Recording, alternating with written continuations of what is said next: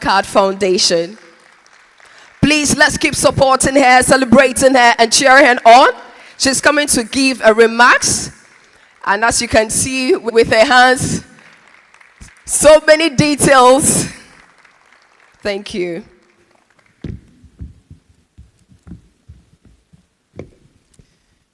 Christabel with the hype. Distinguished guests, partners from government and private sector, our youth representatives and entrepreneurs, representatives from the academia and civil society, and our colleagues from the Absa Bank, good morning. I bring you this good morning from our country director, Rika Wigamba, who is unfortunately unable to join us this morning due to other very important engagements outside the country. So I would read the speech on her behalf, with your indulgence. It is a pleasure to join you for this year's Youth Entrepreneurship Dialogue. And this platform truly reflects a shared vision dedicated to unleashing the creativity, resilience, and potential of our young people to drive Ghana's economic transformation. Today's theme, Drive, Build, Thrive, the future is young. It's not just an inspiring clarion. It's not just an inspiring clarion call. It serves as a reminder that Ghana's future is vulnerable and financially excluded, and to expand economic participation and catalyze entrepreneurship for young people, young women especially, and persons with disabilities. Together, we are working to build an entrepreneurial ecosystem that is inclusive, innovative, and capable of nurturing talent at every stage. That is from high school learners beginning to develop an entrepreneurial mindset through to early stage entrepreneurs aspiring to scale their impact.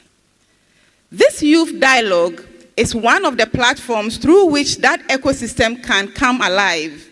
It brings together experts in talent development, market access, policy, finance, and enterprise support, thereby creating precisely the kind of cross-sector collaboration that is needed to drive systems-level change at large. Under the Mastercard Foundation's Young Africa Work strategy in Ghana, we are committed to enabling 3 million young people, particularly young women, to access work they deem to be dignifying and fulfilling by 2030. So, across Ghana, this partnership has translated to our partnership with Absa Bank and other partners, and with Absa Bank, it has contributed to unlocking 137 million in affordable financing to impact 8 million businesses. I thought that deserved a clap.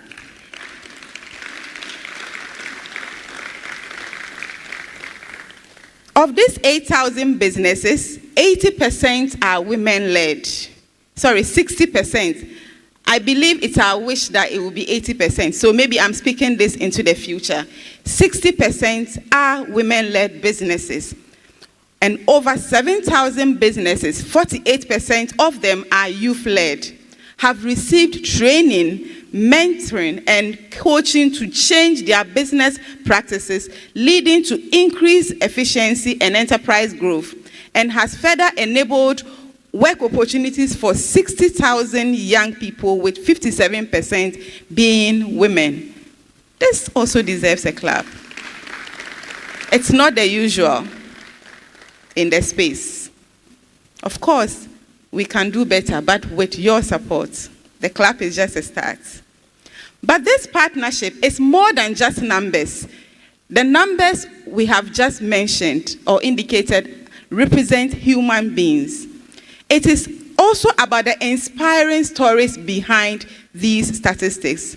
And for the foundation, we are very much interested in the impact behind the numbers. These numbers and stories from across the country inspire us to do even more. These range from increased operational skill resulting in the creation of new employment opportunities within local communities. For example, for Agro Kings, and I think I saw Agro Kings in the house. Did I see Agro Kings? It wasn't Agro Kings. And Gateway Farms Limited. Are you here? It tells us that there are a lot more that we are doing that may not be in this small room, in quotes. The loan enabling agribusinesses like Benchbell Company Limited to invest in new technologies and equipment to streamline production, farm monitoring, inventory management, and quality control is another example of the impact we are making with Absa Bank. Or is it the businesses like Insura Farms Limited who indicate that going into agribusiness has provided a means of livelihood for themselves and their families? And Oasis Industries Limited, who have indicated that the mechanization services they have received, and then also the network of farm holders they have access to now, have led to their yields in increasing by an average of 300 kilograms per acre for maize and 200 kilograms per acre for soya beans. Doesn't that deserve a clap? For those who are in the sector, who are in the space, I know you know what this means. These stories that matter and equally speak to not just impact, but the possibilities that can be achieved through partnerships for progress, like the one we have with the Absa Bank. Through our work with partners such as Absa Bank, government agencies, TVET institutions, universities, MSME networks, and civil society, we are seeing tangible progress. Very inspiring progress. One of them, more young entrepreneurs taking bold steps to innovate and for more young women entering and leading in sectors previously dominated by young men. And we are not saying that the young men should exit the sector. It is to create a more inclusive entrepreneurship ecosystem for everyone, generating income, creating jobs, and contributing to community development. However, these impacts that we are celebrating are not without challenges. Challenges facing youth entrepreneurs, from limited access to finance to inadequate networks and market linkages, cannot be solved by one actor alone. That is why today's convening is so important to us, because we believe the convening provides a space for solution-oriented conversations grounded in real ecosystem needs, a platform for youth to showcase their ideas, products, and enterprises, and then an opportunity for stakeholders to co-create innovative pilots in areas such as talent development, funding models, and policy reform. And then also a strengthened community committed to entrepreneurship as a path to reducing unemployment and driving growth. Absa's commitment to thought leadership, innovation, and shared values, as reflected in the financial inclusion through entrepreneurship strategy, sets a powerful example of how corporate citizenship can advance national development. And as we engage in today's ideations, discussions, and marketplace interactions, let us focus on what it will take to unlock the potential of Ghana's youth truly, by maybe coming up with adaptive and responsive institutions that place youth at the center of their programming, and unlocking flexible financing mechanisms that meet young entrepreneurs where they are. Data-driven programming that ensures our interventions are targeted and effective. And then forming strong partnerships, because no single actor, not even the Mastercard Foundation, can build an inclusive economy alone. So, the Mastercard Foundation remains committed to working with Absa and all partners represented here today to strengthen Ghana's entrepreneurship ecosystem together. Together, we can support youth not only to dream, but to build, and not only to build, but to thrive. So, to our young people, our darling young people in this room, you are not the leaders of tomorrow. You are the innovators. You are the job creators. And you are the change makers of today. Your courage to start, to learn, to adapt, and to push boundaries is what will shape Ghana's next chapter of growth. Your ambition deeply inspires us at the foundation, and I believe at the Absa Bank, and we will continue to stand beside you, providing you with the wraparound support, the resources and opportunities that would ensure your dream becomes Ghana's success story. Thank you for your attention, and I wish you all a productive engagement as we go on. Thank you. Thank you very much, Nafisatu. Oh, come on, people. You don't know why I like the name Nafisatu, eh? Nafisatu. The first MC I did, the accountant who paid, she was called Nafisatu. So when I see Nafisatu, I'm happy and I think of money. Put your hands together for Nafisatu. First, you know what Galam says? You know, as journalists, there are very few legitimate ways of making money, including MC programs. So the lady who signed the check, she was called Nafisatu. So every time I pray for Nafisatu. We're going to break for breakfast. Is that a good idea? Or we should continue? Let's do. How many of you want to eat something? How many of you don't want to eat? How many of you don't care whether we eat or not? Okay, I think we need to eat. We're going to do a short break because we've gotten breakfast. We don't want it to get cold. So we'll go out, and during breakfast, you know, this program is a co-creation program, and it also includes sharing ideas. Now, during breakfast, interact with those who are here because we have a special prize for the person who knows the most people's names. Come.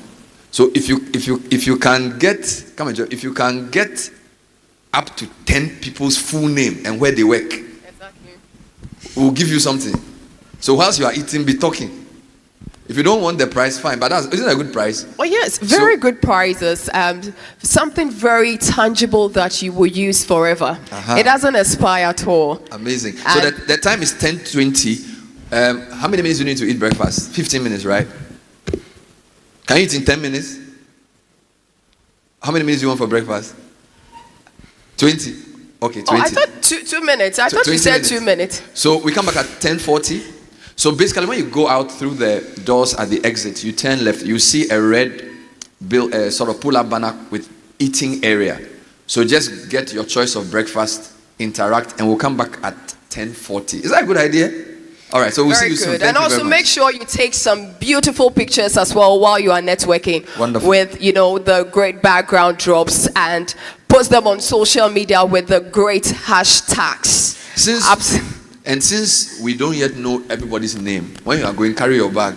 By the time we come back, we'll know everybody. So when you are going to the breakfast, just put your bag in your armpit. Now, by the time we come back, we'll know each other. Yes, very much needed. You never know. I was in the church and they were preaching. Somebody was stealing money from a bag. So at this time, people come to gatherings. So you put your bag in your armpit and eat the food in your left hand. We'll see you at 10:40. God bless you. Enjoy.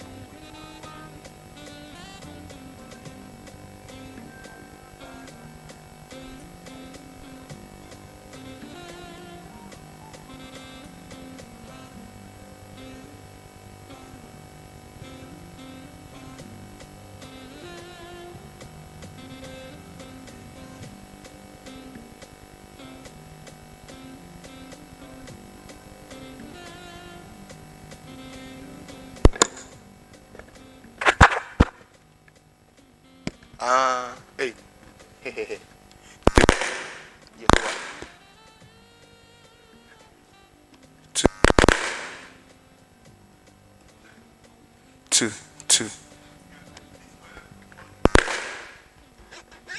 The distance. Two, two.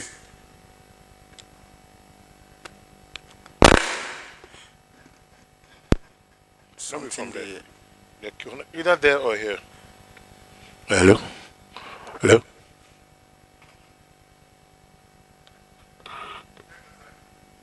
Hello? Yeah. Yeah, Festus, Hello? can you hear me? Okay. Yeah, it work.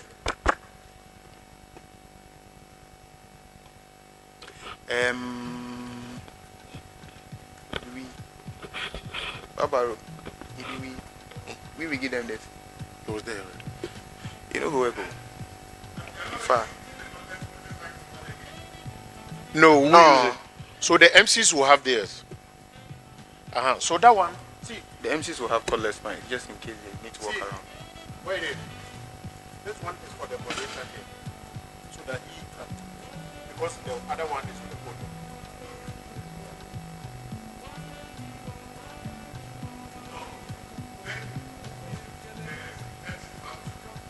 The MCs will have two here. Then the one for the moderator. Then one for moderator.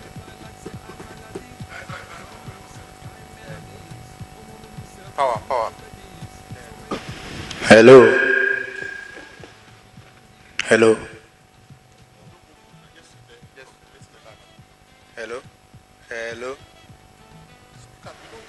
Hello. Yeah.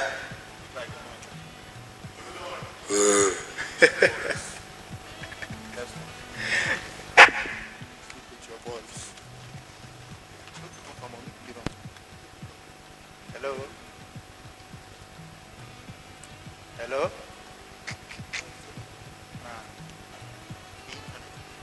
Hello. Hello. Hello. Hello. No.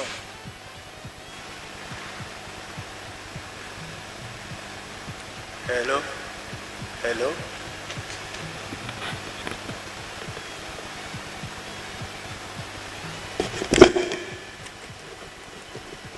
Hello.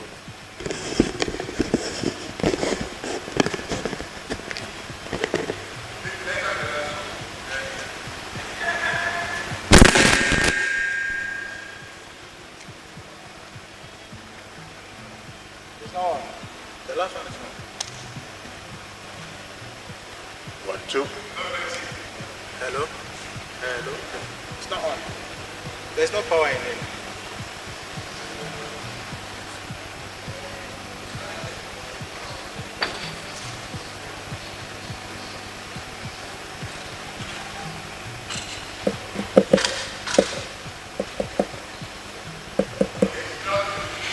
One, two.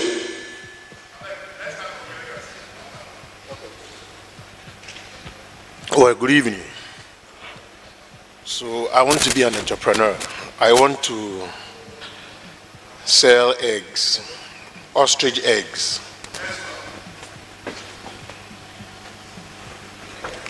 I intend to export it to other countries. This one is louder than the first one. All right. So, like I was saying, I intend to, export it to other countries like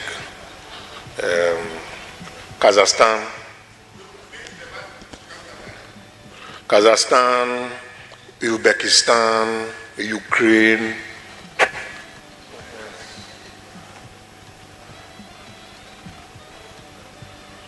Because I realized there is a number 3. Or I should go back. Yeah. Not still. Yeah. Talk. Yeah.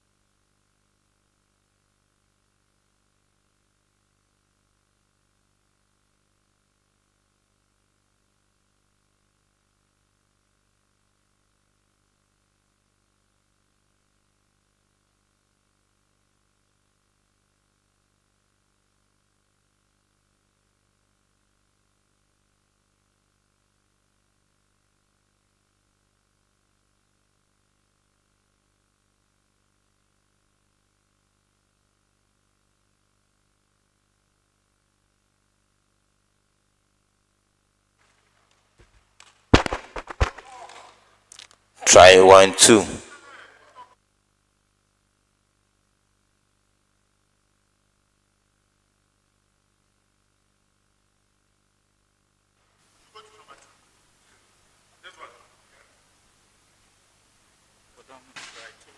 Try two, try two. Yeah, yeah.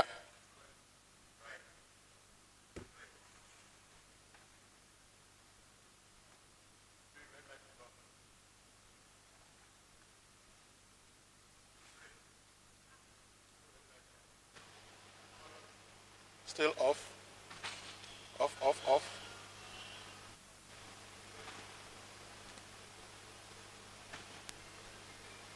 Okay. Red light on. Good. Good, good, good, good, good, good.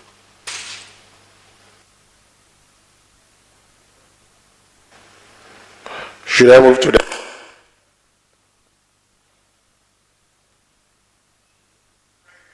Should I move to the next one? All right. Good, good, good, good, good.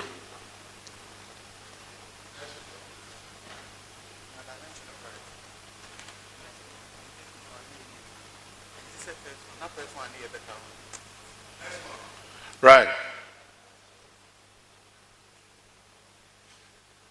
So, still, red light off.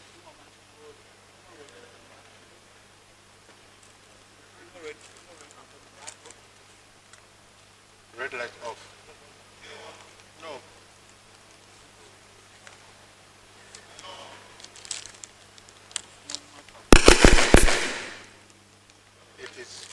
It is on now. All right. But I can't hear myself. Can you play me? No sound at all. But the red light is on.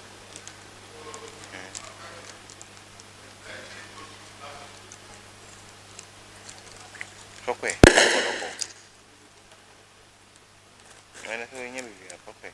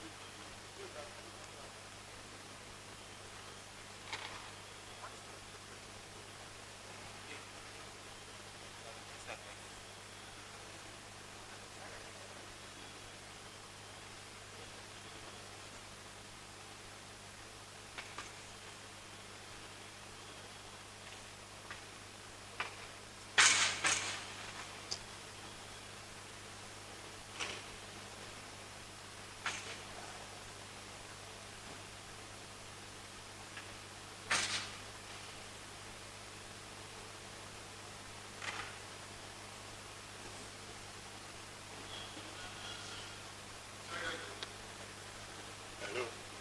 Hello. Hello. 1, 2, 1, 2, 1, 2. Hello.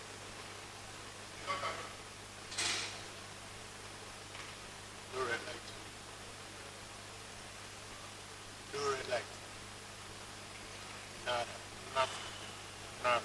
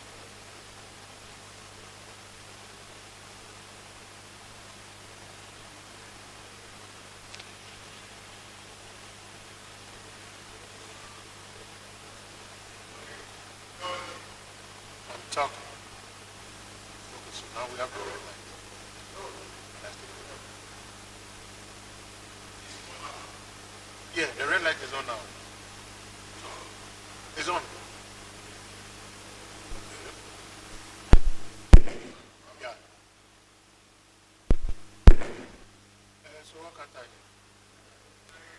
Hello, hello, hello, hello, hello.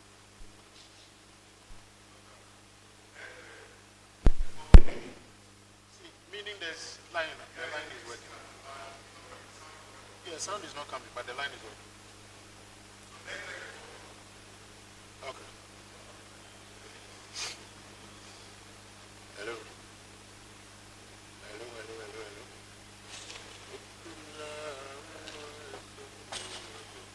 Light on, no sound. Okay.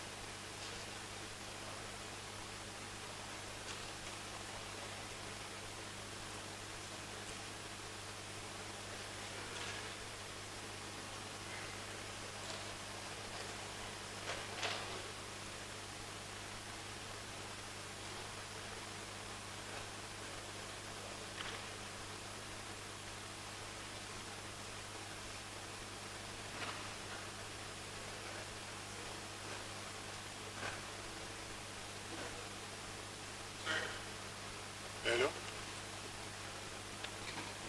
Hello, hello, hello, hello, hello, hello, hello.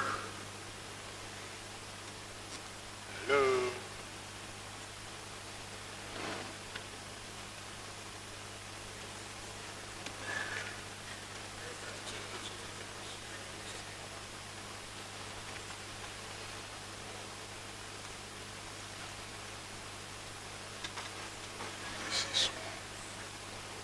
This. Just this last.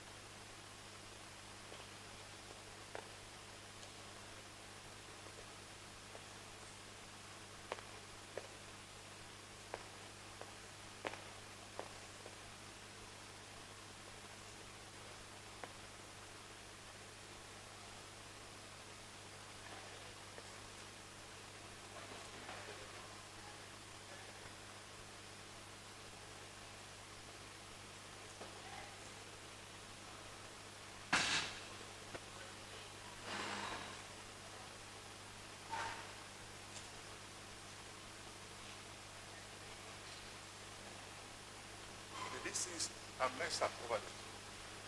And the rest, they are all on. This one's on, this one's on. This one. The line. Let me try the last one. If it doesn't work, then it means.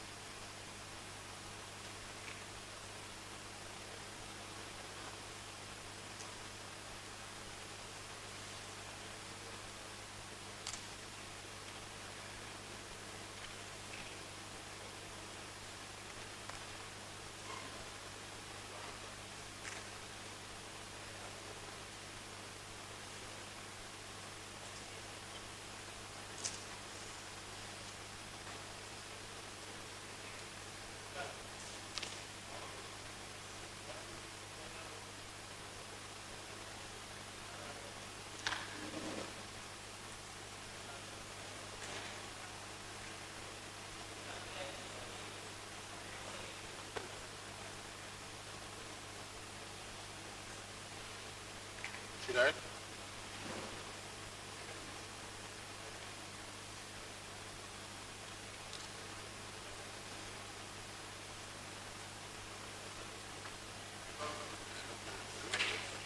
Hello. Hello. Hello.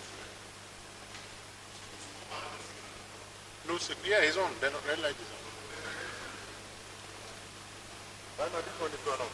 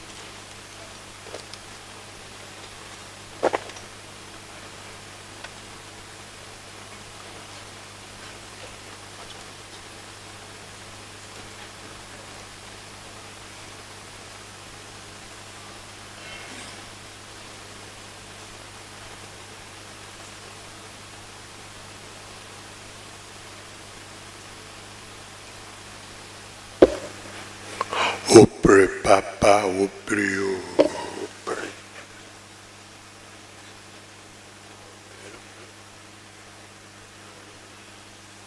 Should I do so?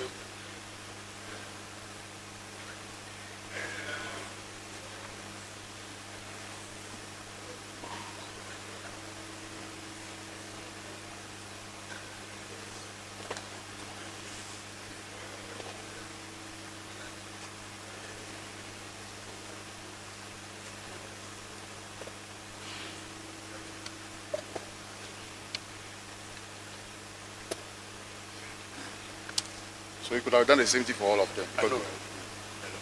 I meet them.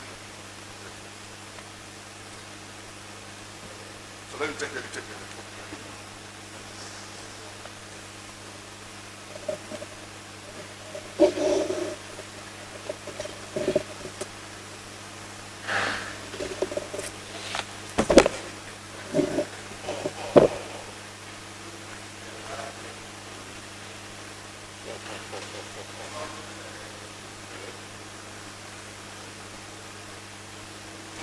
Hello?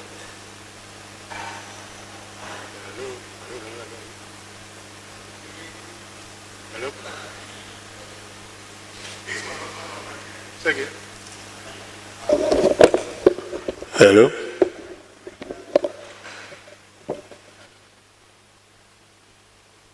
Hello? Jeff. Charlie, check on some if it drops, check on. There. Make it cover that small Absa University school. The university will make it cover.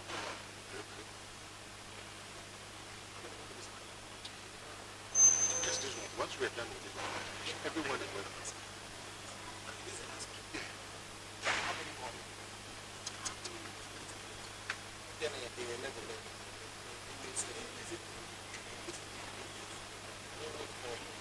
Yes, and there is.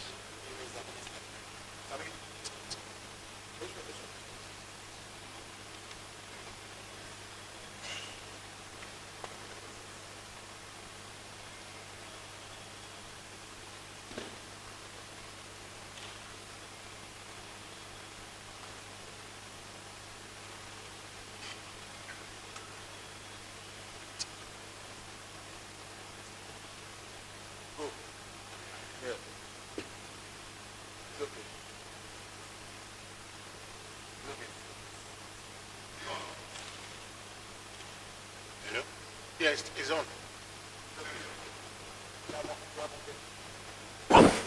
Hello?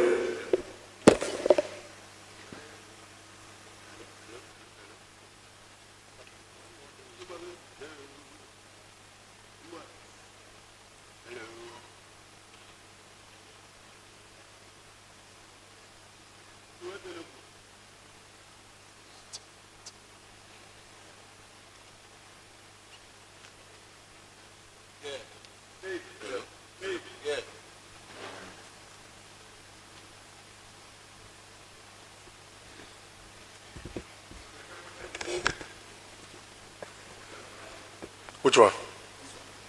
This one. No, this one is fine. Hey, well, this one is fine. Yeah, this one is fine.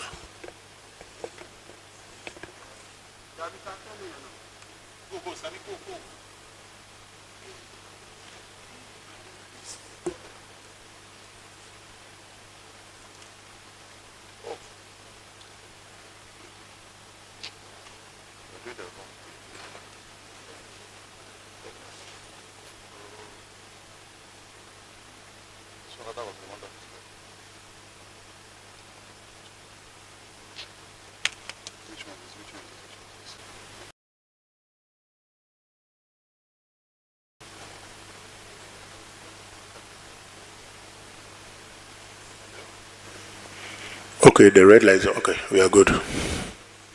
We are good. We are good.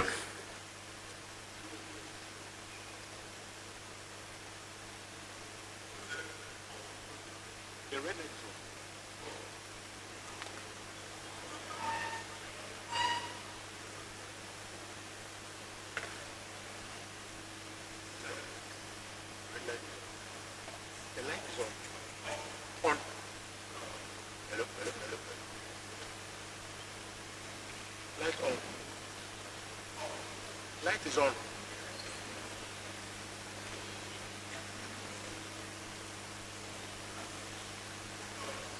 It's off now. Then it was on.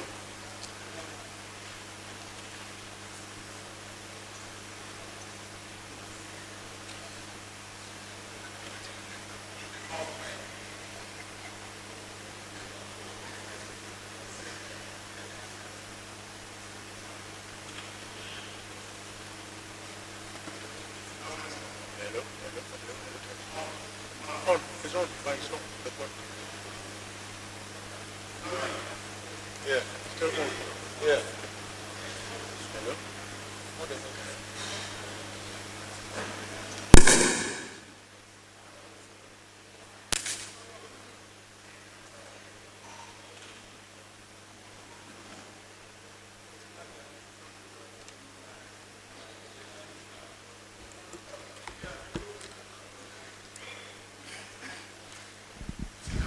Hello, hello, hello. A very good afternoon. We are welcome back. How many of you had breakfast? Oh, only one person. We need more energy. So if you still haven't gotten, even though the time has passed, maybe you can go and come back. We are thriving. We are moving into the next session, and we would want those outside to please join us. If you are done with breakfast, kindly join us. Remember, we promised you that we're going to have some gifts for you, not for certain people, but for you, for everyone who gets to network, the most interactive person in the room, who posts the beautiful pictures, the selfies that you took were the most liked. So please, if you haven't done that, just check by your side. Someone is seated by you, ask them their names, who they are, where they are coming from, what is that one special thing they would like to build. Get to know them, get to know them.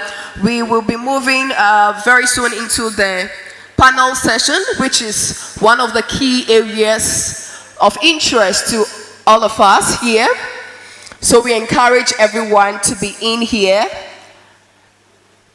Is the DJ around? At this moment, I would wish some beautiful music coming on while we do our quizzes. And also we would like to have the gifts right here.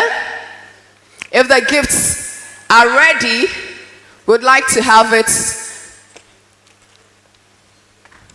Are you getting to know people?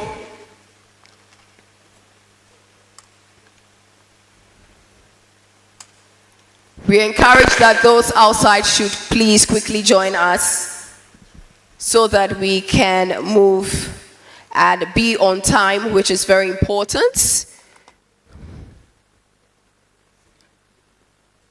Get account and get more from Absa.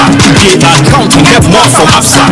Yes! Join thousands of Absa customers enjoying priority treatment, preferential rates, amazing rewards, and seamless digital solutions to help you write the next chapter of your story. Sign up for an Absa account today and get more. Your story We matters. indulge those outside should please join us. It's time for gifting and you don't want to miss out. If you are done with breakfast, please join us so that we can move to the next session of the event, which is the panel session. But before then, we want to reconnect, get to know ourselves better, because we are different people but gathered for one purpose. And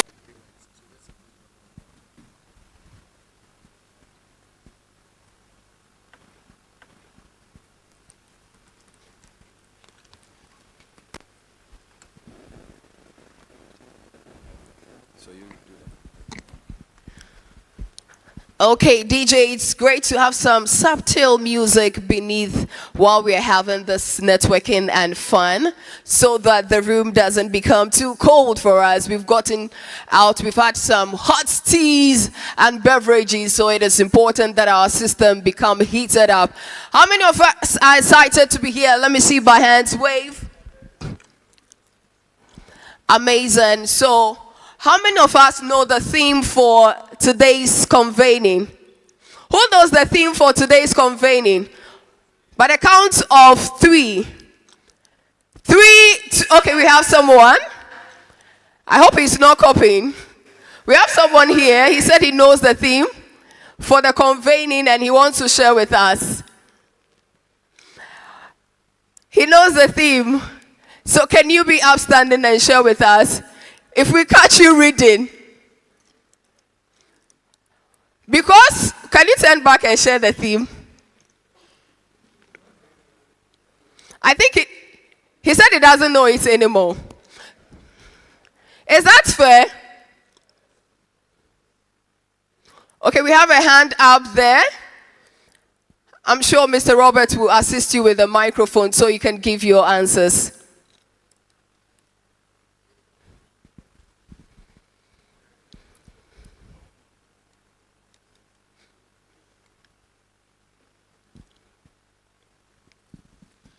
The theme is Dream, Build, Thrive. Dream, build, thrive. Is that correct? Is that correct? No, I'm sorry. You were almost there. You were almost there. You were almost there. But please, a round of applause for her. Who knows the theme? Who knows the theme? I see a hand right there.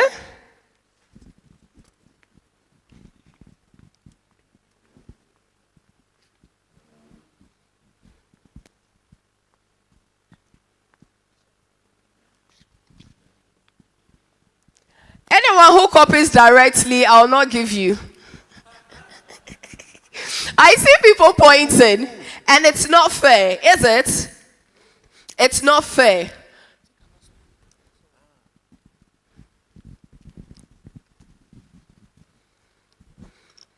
Okay. He wants to say it. I want to say it. Okay. Yes. Please go on. Okay.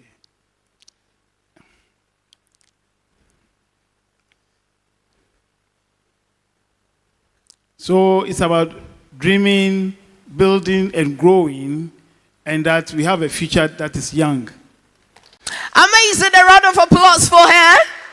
And you saw the sign language, meaning that inclusion is very vital. Nothing should limit you in participating in today's event and today's games as well. We are networking, and if you just joined us here, this is the Absa and the Mastercard Foundation Youth in Entrepreneurship Dialogue seminar, and we're having an amazing time. We promised you that when you come back, we will engage you to know who was the most interactive person, who shared the most selfies and got the best likes. And we have some gifts for you. I would like to see the gifts. I don't know if the gifts are ready. The gifts are behind. Can we have the gifts here? Because they want to see to be sure that the gifts are around. And so it is not boosting their morale at all. And Mr. DJ, if you can give us some subtle music as well, we will be very grateful.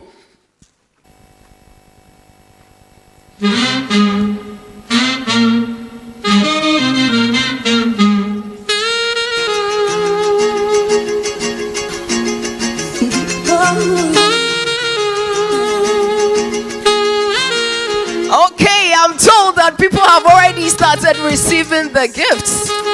Oh my goodness. So who has received the gifts? Who has received the gift already? Wave. Show us your gift so that people know. Show us your gift, what you got. You see that? We promised and we delivered. Do you understand? So now, who did you connect with? I want someone. Who did you connect with when you went out for your breakfast? I want to divide the room into 3 sessions. Since our theme is Dream, Thrive. So we have the builders. 1, 2, 3 are the builders. 1, 2, 3. No, I think it should not be fair. 1, 2. 1, 2 are builders. The middle are the dreamers. And then we have the thrivers. So when I mention your name, you give me that loud shout. Dreamers! Dreamers! The dreamers are not shouting. What's happening? They are sleeping. Thrivers! Yeah! Thrivers! Oh my goodness. Where are the builders? Builders, let me show us some power. Show us some power. Is that how we build? You don't build like this. Show us some power. Okay, great. So now, builders in your group, who connected the most? You can come up if you know you did the great networking. Tell us who you connected with. I need like 3 people. Tell us who you connected with. I would have come myself, picked anybody at all. I actually want to descend down, pick anybody at all by myself. And then you tell me who you connected with, what that special moment was like. Are we ready? Okay. Should I come to, who are you? What's your group? Builders. This group, I know what they have. I know what they have to, so let me jump here. Yes, I know what they want to do. I'll come back. Should I give them the chance? Okay, fairness. Okay, builders. Who is going to represent? Let me come to you. Tell us your name. Mr. Roberts has a microphone for you. Tell us your name and the institution or company you are representing. And then tell us, when you went out for break, who did you connect with? And what's that special thing you got to know about the person? Okay, thank you so very much. So my name is Caspar Sandy Campoli. And I think you know why she didn't want to come to us, because she's the very person I networked with when we went out there. We took a very nice selfie. I met our own sister here, Georgette. We have Gihad here. We had friends from IMS. They are here. We have Vicente Ohinito here. We have Daniel here from Afro Skills. So many people. We had breakfast with them. William is also here. So it was a very nice experience. So I was telling her why she's not doing radio, because I like her voice. And she says, maybe from here, maybe she might consider it, because a lot of people are saying she has a nice voice. So I'm adding to the many who are saying she do radio because we like your voice, like that of Ben. Oh my goodness, please a round of applause for him. Please, where is his gift? For fairness, let's give it to him. It's for the table. Is it fair to give the entire table? Yes, I'll share with them. She's the only lady, so we'll give it to her. Thank you. Oh, please, a round of applause for them. That was amazing. Now, let me come to this group as well. That was a man, so it's just right to have a female. Tell us, who are you and how has your connection been so far?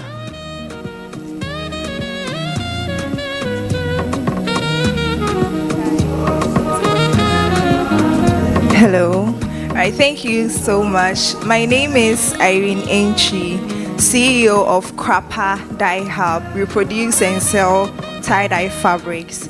So I networked with some few people. Big Sam's, she's into vegetables. I networked with her, and also a friend, Doreen Shah. She's into organic products, body care products. I networked with her, and then I also saw a friend, Miriam. She's into food, I guess, yes. So, and then Maya Freak. She's a fashion designer. So it's great meeting my people around. Thank you. Amazing. Do you have all the people she met? Give us a wave, give us a wave. Oh, that shows the diversity. Congratulations. Does she deserve a prize? The prize is coming. Yay! Great. Great. Thank you so much. And I will have to give another chance to some other person. Who do I go to? Hi. Tell us about you and what has been that one thing so far? You've been here since morning. What has been that one thing that you've picked out from the session so far? Okay, this program has been engaging and I got to meet Beauty. She's an auditor and this is my first entrepreneurship program I've been to. My name is Janet, the creative director of Close by Jam. And I also met this beautiful lady. What's her name? She's Ernestina. What's the one thing that she wants to build? To elevate her business. To elevate her business. Yes. I love that. That was a smart one. A round of applause for her. Please, her gift, her gift, her gift, her gift. Okay, who do we have next? Who took a selfie? Who took a selfie? Who took a selfie and posted it? Want to see who took a selfie and posted it? Who took a selfie? Dennis, you took a selfie. Who took a selfie? Okay, tell me, how many likes do you have? You didn't post it. Is it fair? Please post it right now and hashtag us immediately. Please. So people didn't take selfies. Is it fair? You did. Where's your selfie? You didn't post. What do we do? You took with me. Please post it right now and hashtag. It's on my phone. They're accusing me. I came to take my own selfie for my own networking. But what did you do for yourself? Who took a selfie? Did you post it? How many likes do you have? Do you have the hashtags on Bank? You think this one comes with baby, so it's A, B, C, D. Now, why do you think Absa Bank? What about Absa Bank makes it youth friendly when it comes to finances? Because of the 10% loan interest on loans for SMEs that helps startups to be able to set up and scale. Yay! Oh my goodness, this is amazing, super amazing. So it means half of us are not entrepreneurs. So how are we going to do it? Okay, have they brought you your gift? Hey, I'm interested though. Hey, what? Please show us some love. What's inside there?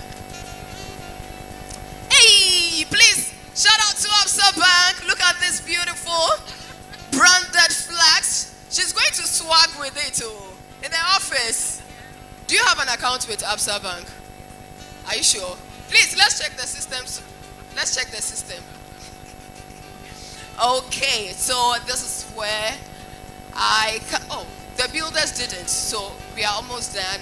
Did I come to you? Oh, so unfair. My boss will kill me, but let's just do the last one. I'm being biased. I'm sorry, Bernard, would you forgive me?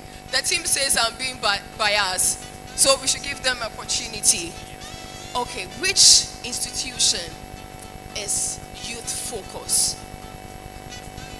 Absa Bank and Mastercard Foundation. He failed. Woefully. He failed. Woefully. Bernard, do you agree with me that he failed? You are not sure he failed. Why? Oh. He failed. How much of you believe that he failed? Thank you very much. Tell him what he did. Which institution? Not Absa which is an institutions. Absa is an institution. You failed the question. Understanding the question is part of it. It's which institution? And he wanted to show us that he knew more. He said two. Should we give it to him? Okay. I love you guys. I love you. Okay. So lastly, we do a female and then we go. Hi. Tell us, have you been here from morning till now? Please, I got here around 10. You got here around 10, but you enjoyed the morning sessions. In all the remarks that were given, what was that one thing that stood out for you that you were sending home? 3 seconds. 3, 2, 1. A round of applause for her. That's it. So I come to this table. Who is answering? That one word that describes today's feeling so far. One word, one word, one word. One word. Is that a failure? No, innovators. Innovators. Okay, another word from you for tonight. Another word. Dreamers. Dreamers. Okay, another word that associates with Builders. builders. I'm looking for another word more. Then I move. No, people are unfair. I'm leaving. Another word. Strive. Thrive. The last word I'm looking for, I'm not getting. I'm looking for a word. You know it, right? What's that word? Say it. Future, but still not that word. The last word, I'm looking for a word. A word. The future is yours. No, a word. That's a sentence. A word. Entrepreneurship. Thank you very much. Round of applause for him. Entrepreneurship was what I was looking for. And as you know, the whole conversation is centered on entrepreneurship and, dialogue. And so that's it. Thank you all. Please, a round of applause for yourselves. You've been amazing. You've been interactive. And for all those who want their gifts, let me see your hands. Wave. How do you feel? So when we promise, we do what? We deliver, and it's about what? The Absa Ghana and the Mastercard Foundation. And this is about the Youth in Entrepreneurship Dialogue. If you are just joining us, maybe you came for the afternoon session, you are welcome. We are not done at all. The first sessions, we had some amazing remarks by the Absa Ghana and the Mastercard Foundation representatives as well. And we had breakfast, which you came to meet. I am sure you enjoyed yourselves, right? Great. And now we are moving into the next session, which is very important. We're going to have the panel discussions. There'll be 2 panel discussions.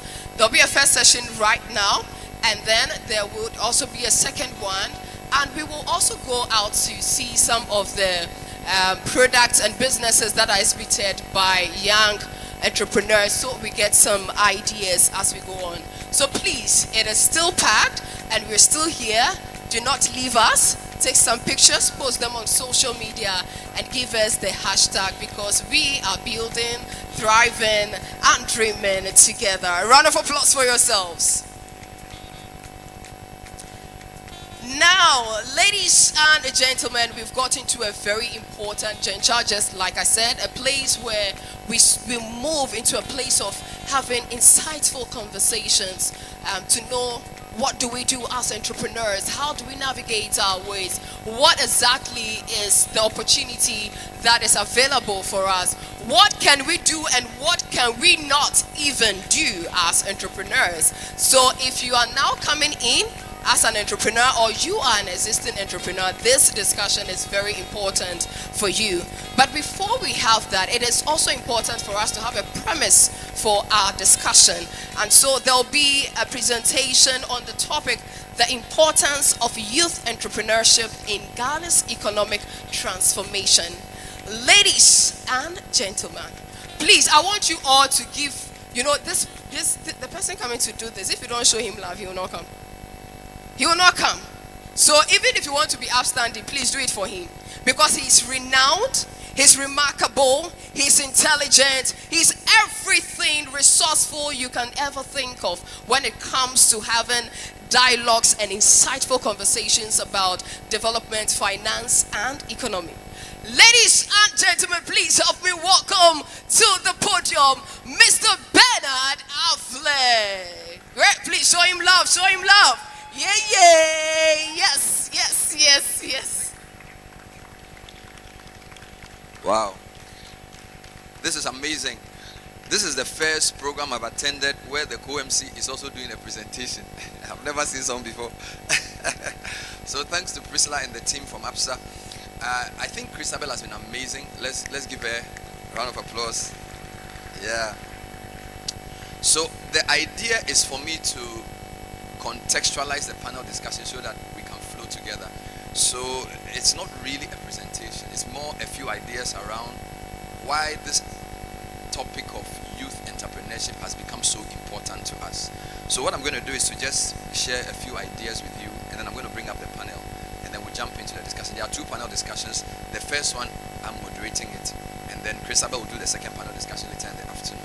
So the topic is quite interesting, the importance of youth entrepreneurship in Ghana's economic transformation. Now, I only got to know about this 2 days ago, so I don't have any wild facts to share.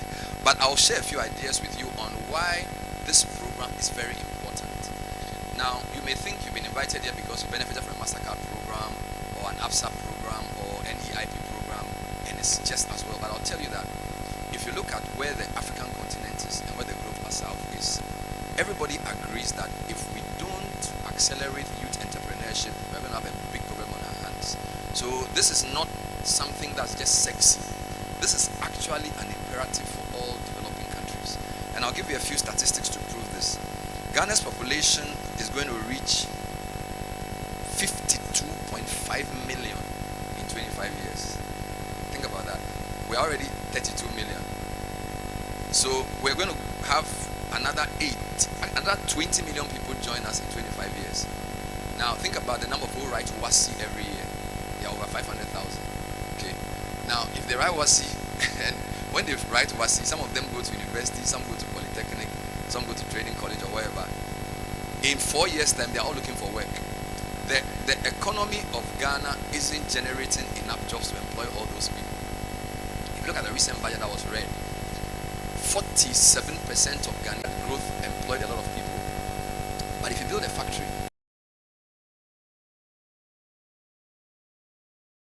to moderate a program 2 days ago, a company that assembles vehicles, they employ 600 people.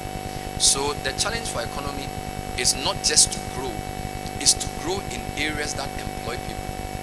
Because work is not only important for giving people money, Work is important for giving people a dignified life.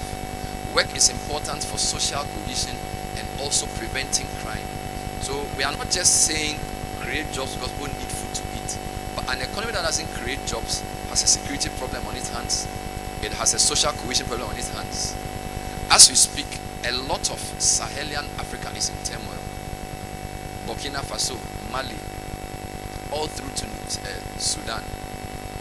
A lot of unemployed young people are being recruited into militant groups. A friend of mine says the most dangerous creation of any country is a person with nothing to lose. What does that mean? If a person is not gainfully employed, if a person feels excluded from the political and economic system, they can become easy tools in the hands of people who don't mean well for our country. So it is in our collective interest to create decent, meaningful jobs. Am I making sense? Now, the type of economy we run was not designed to create mass employment. A lot of people blame colonialism for this. I don't have time to go into this. I interviewed Paul Boateng 2 days ago. He's one of the first black MPs for UK. He says he was born in Ghana. When he was a child, there was a direct train line from Chebi to Takoradi because we were exporting bauxite straight to Takoradi. There was a direct rail from Chebi to Takoradi. That rail doesn't exist anymore. So even though we blame the colonial powers for designing an extractive economy, an extractive economy basically means that African countries will produce raw materials and export to industrialized countries in the West. So if you are DR Congo, you export directly to Belgium. If you are Ghana, you export directly to the UK. If you are Cote d'Ivoire, you export directly to France. And the idea was not to add value here. If you export cocoa, you export cocoa beans to Amsterdam, and they will produce a chocolate bar, and then when you travel abroad, you buy it. So if cocoa is $100 million as a chocolate industry, your farmers will get 5%, and the rest of the value addition goes to those in Europe. This was what the colonialists created, but they left 70 years ago. Our leaders have not been able to change this. So what do we have? Most people who were trained in that system were not trained to be makers of things. They were trained essentially to do three things: to teach people, to make them literate. So we had a lot of teachers, which is not a bad thing. Then they were also trained to be administrators. So Eugene, they did the humanity. Ban must happen in Indonesia because he says he has 200 million people to feed. And if all he gets is revenue and royalties from tin exports, which the tin manufacturing company, that's not going to solve his problem. So great job. I wouldn't be like the other for Genetic. So that was to create a platform for young people to be able to outdoor their innovations. And I was amazed about the pace at which it's currently growing.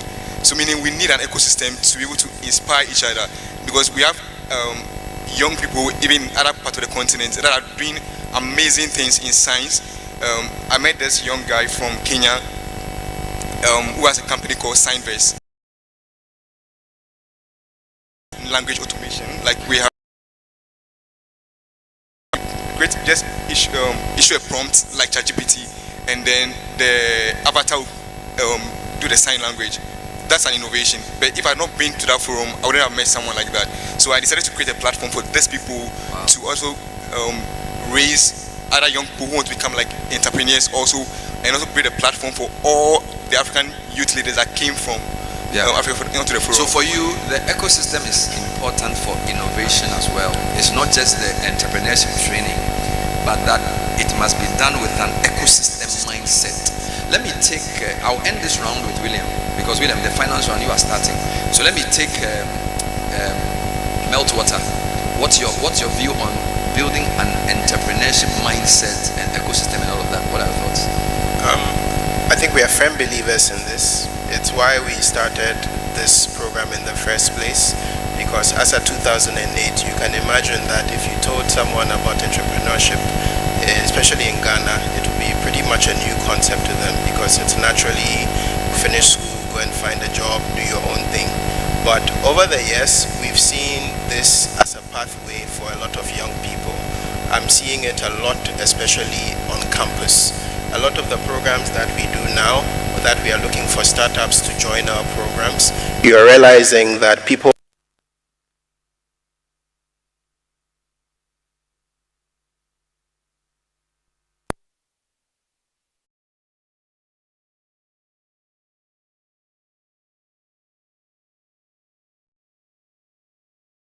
that when I finish my studies in school, I can continue this as a livelihood. So it's encouraging to see, and we can only enable this more. Amazing. Let's end this round with William. So you work in a bank, but you deal with a lot of entrepreneurs. How important is it for entrepreneurs to be prepared before they even get to you to collect money?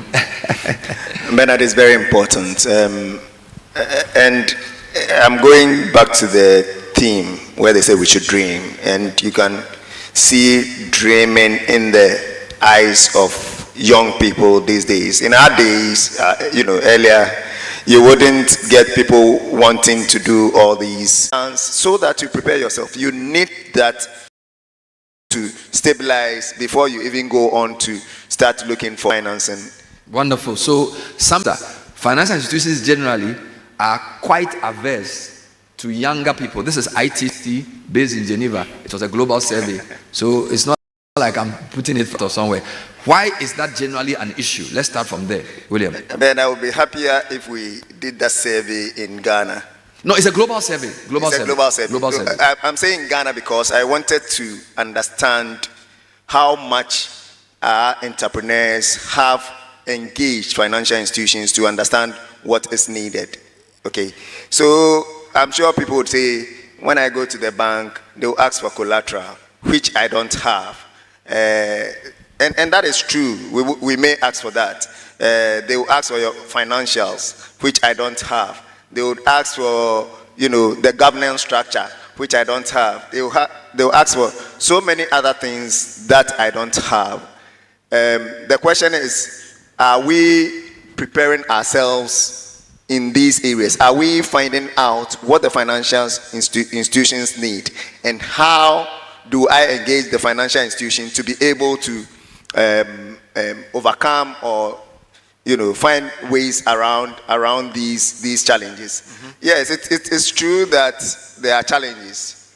What financial institutions need to do is to begin to engage more, find out other means of financing the youth.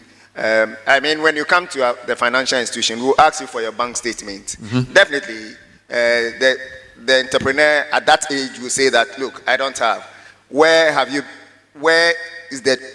How can we track your business? So we have to look at other means by which these young people are, financing their business. They are doing platforms on which they are doing business to be able to get those information that would help us to make decisions and then be able to finance them.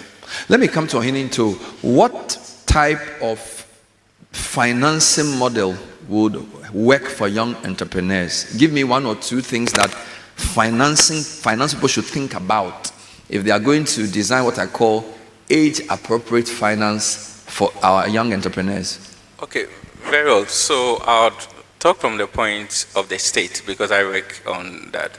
Mm-hmm. There are, on a daily basis in the office, you would have young entrepreneurs walking to the office, and all the conversation they want to have is about money, funding. However, a good number of them cannot have direct access to the financial institution, probably because they don't have their financial books, all those things then. So for us, as the State National Entrepreneurship and Innovation Program, the first thing we do as an agency of the government is that in the implementation of every intervention we do, we ensure that we incorporate a grant scheme where young entrepreneurs with viable businesses who are not ready probably to go to the financial institution can have some access of grant from the government, and then we're able to train them, get their books right, so that they can have access to other loans or equity financing from either financial institutions.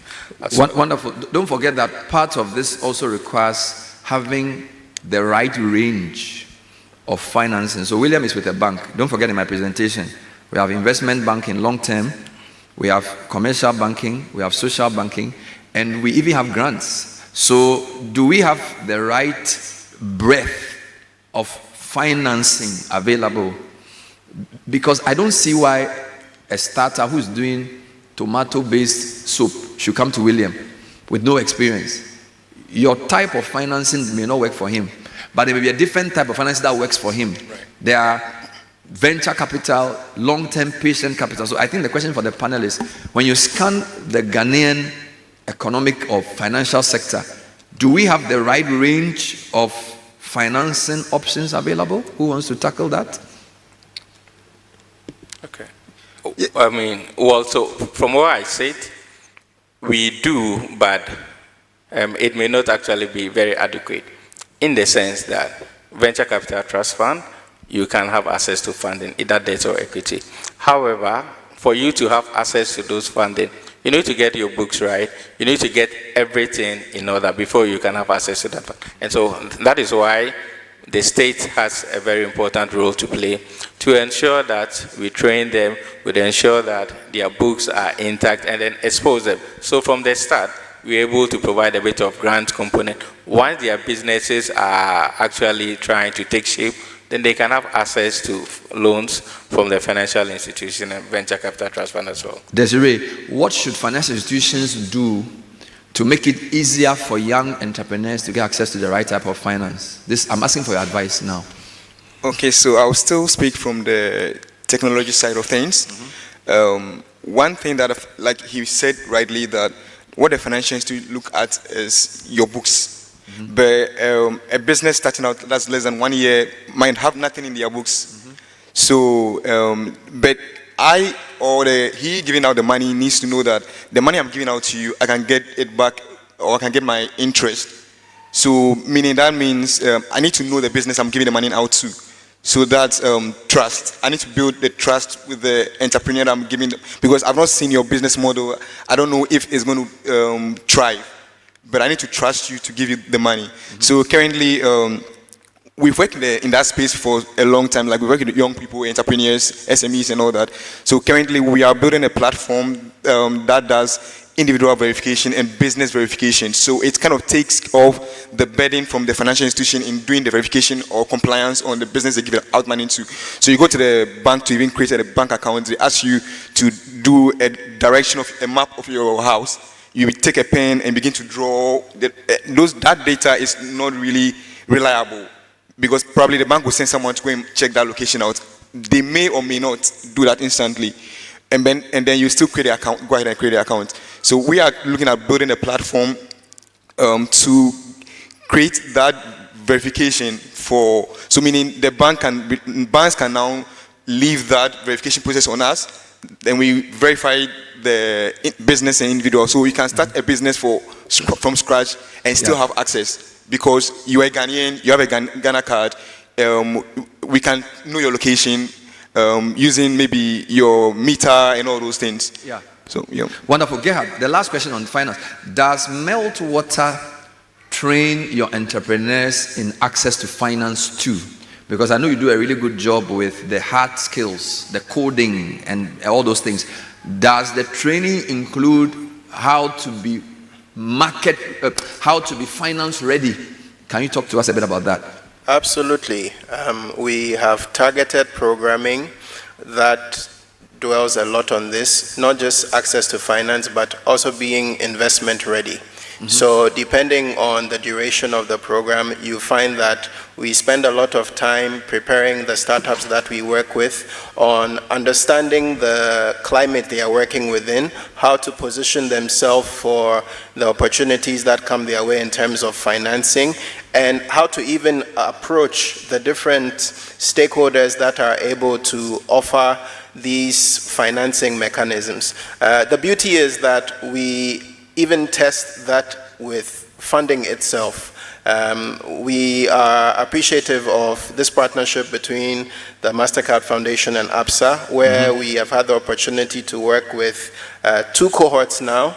That will mean 20 startups on a grant program. We give them on average, for the first cohort, we gave them on average grants of between $10,000 to $25,000, depending on what they were trying to do with their ventures. We are in the second cohort of the program, where each of the startups, again, is benefiting from the grant scheme to be able to go higher with regards to what they need to do. Wonderful. Yeah. Put your hands together for the panel. Our last round has to do with access to markets. Using my Esuchuari tomato farmer example, I can point at least 4 barriers that tomato farmer will face to access to market. Infrastructure is one. Distribution is another. There may not be enough outlets. Regulatory could be a third. FDA could say, if your tomato doesn't meet a certain something, you can't even sell it. Okay? And then demand may be another. People may prefer tomato from Burkina Faso to your tomato. So there are many barriers to market for our young entrepreneurs. What I want the panel to do is to tell us what we need to do to overcome those barriers. How do we generate better demand for products produced by the people here? So that, look, we have a whole shop here, a lot of people here. Students are studying in class. They are not coming to buy.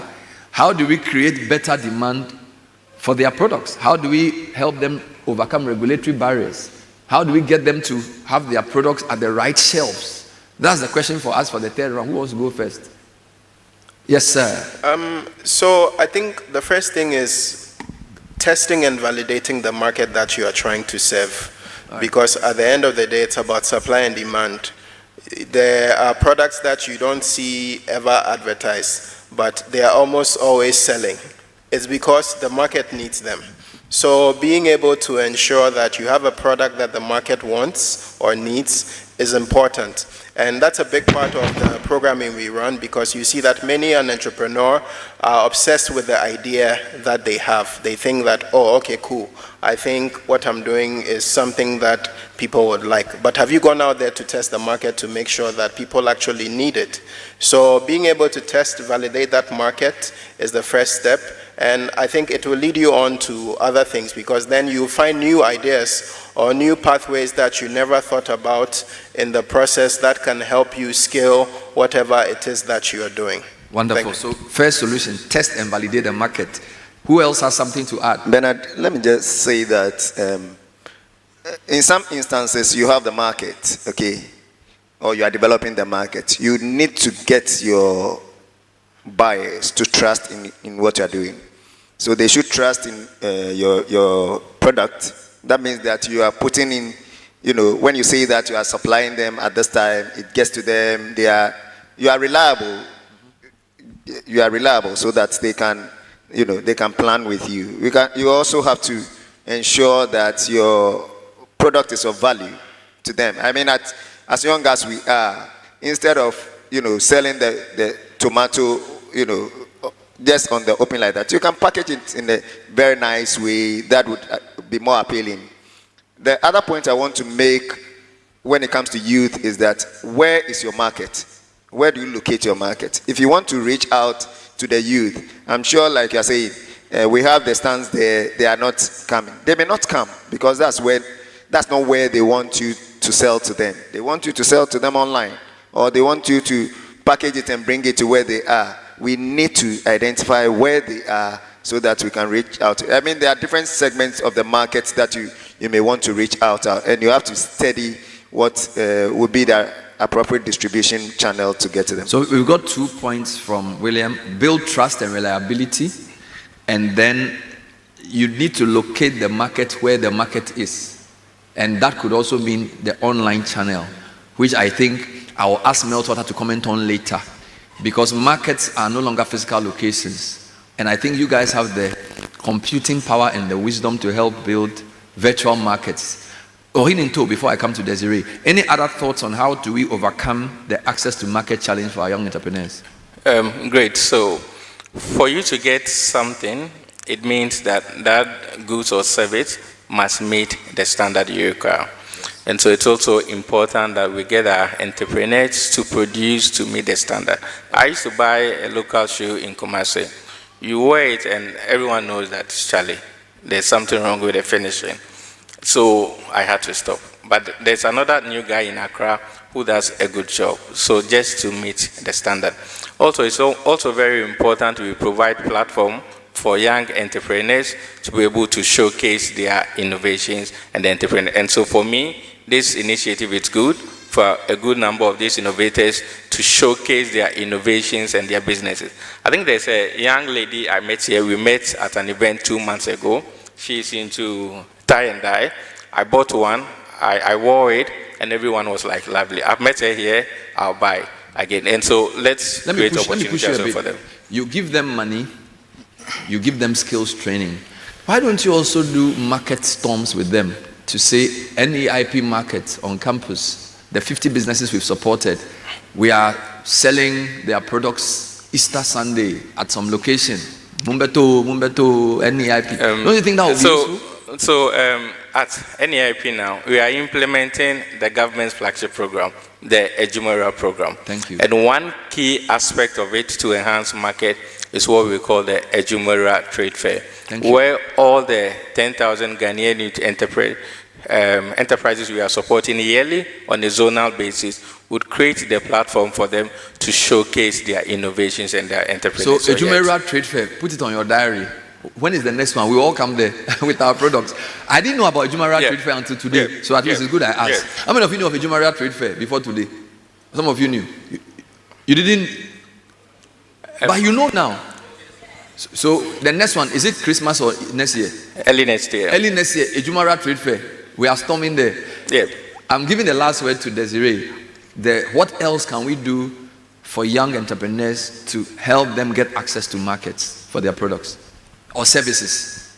Okay, so I'll also add, I was going to speak about platforms, yes. But I think I think they've done a lot of justice with it, so I can still add on to it. Yes. So we are looking at a space where, like, you use a tomato case. You can have a tomato seller by you just across your street, but you go online to go and look for tomato shops and buy it online and use delivery to get it, because you don't probably trust the person that's selling across your street.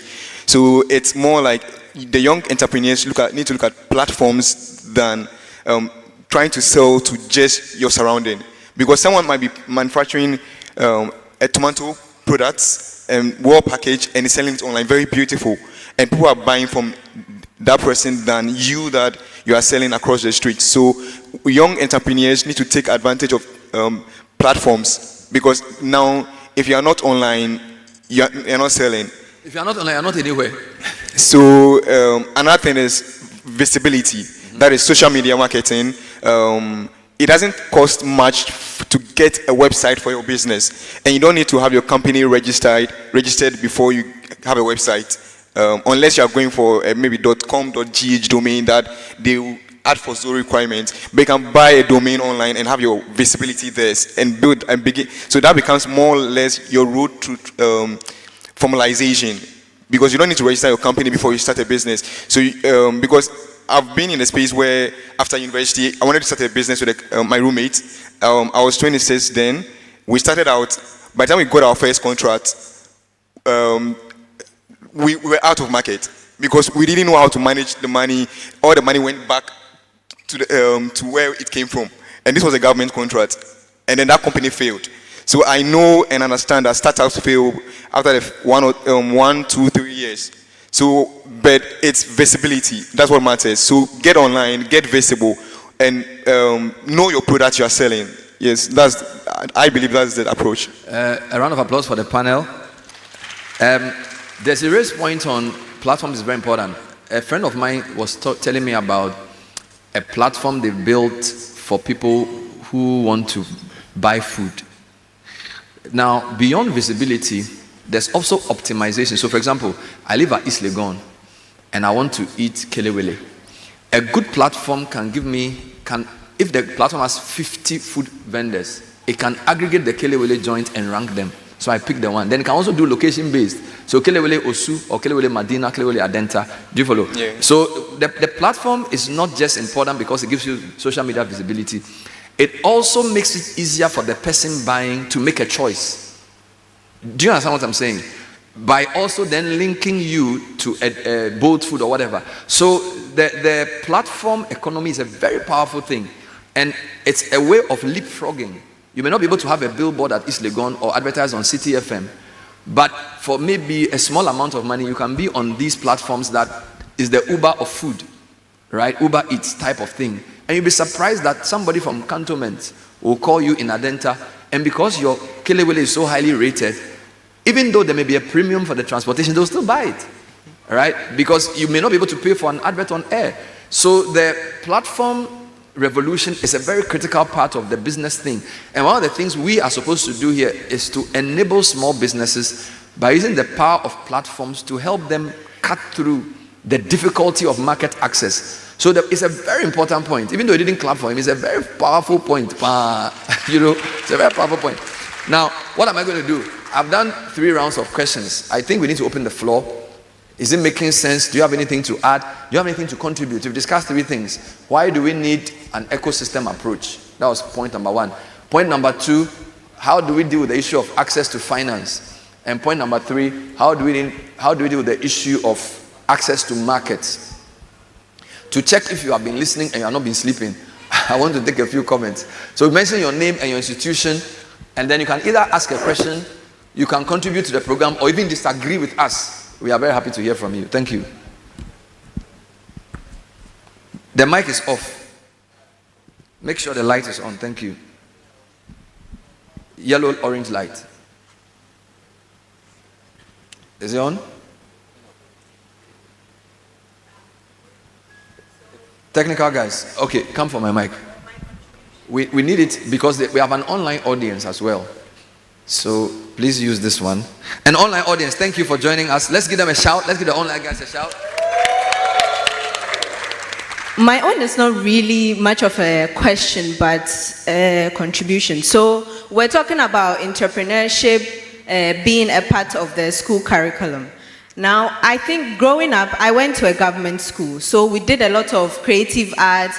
We did a lot of things. And then most of the time, we encouraged to go home, try them, and then offer our services. So give it to people or sell it to people.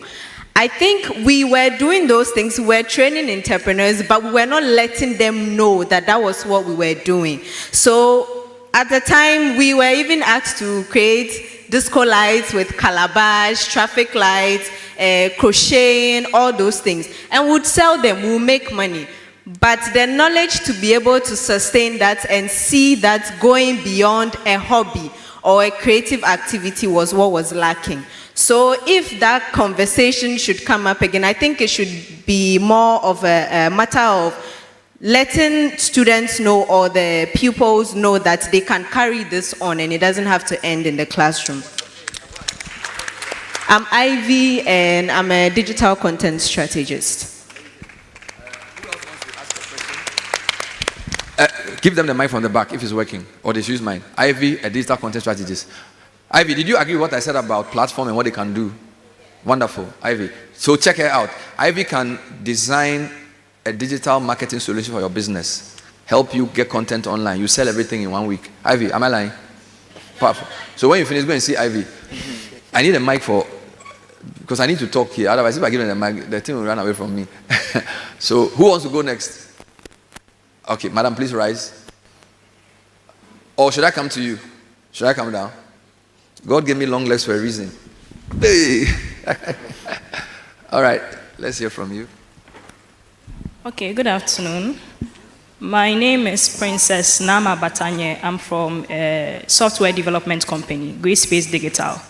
We have been in the market for a while, so I have some comments to make. I'll make some contributions on what I have observed in the Ghanaian market. First of all, what you said is true. We do need an ecosystem, but the truth is that most of our entrepreneurs in Ghana actually try to model their apps or solutions from the outside world, from the US, Europe. They have systems there. They have studied their people. We don't have that here. The ecosystem we are talking about, is it even being built? Are we being collective in the way that we are building as a country? How is our government helping? How is the private sector and the government intersecting? There is a very huge gap there. Because when it comes to market access, it is not that our entrepreneurs do not go to the market. They do not understand the market. There is no research. Our institutions are not researching to give us that data. You would need so much data to actually be able to be like, oh, let me predict this, or this is how the market will go. For example, when it comes to the melt water guy will understand. When it comes to the issue of UI UX, most of our designers design their UI UX based on what the research that has been done outside the country. What is being done in this country to see how our people interact? Oh, user interface, user experience for platforms. So for example, if you go to a website, the reason why maybe your logo is at this place, how you interact with it, that's what is user experience. So you can go to some platforms and it looks so messy, you don't even know what to do. And then you go to some platforms, it's very easy for you to use. Different markets actually react differently to UI UX. So yeah, just a small explanation. Okay, so there's not so much research. So you see entrepreneurs actually trying to go into the market, validating your idea. We are always told to validate our ideas. Validating ideas takes a lot of cost. If I want to send my product to this, I have to take transport to go there to sell that product. It's cost. Where is that cost going to come from? Sometimes, that's where finance becomes a barrier.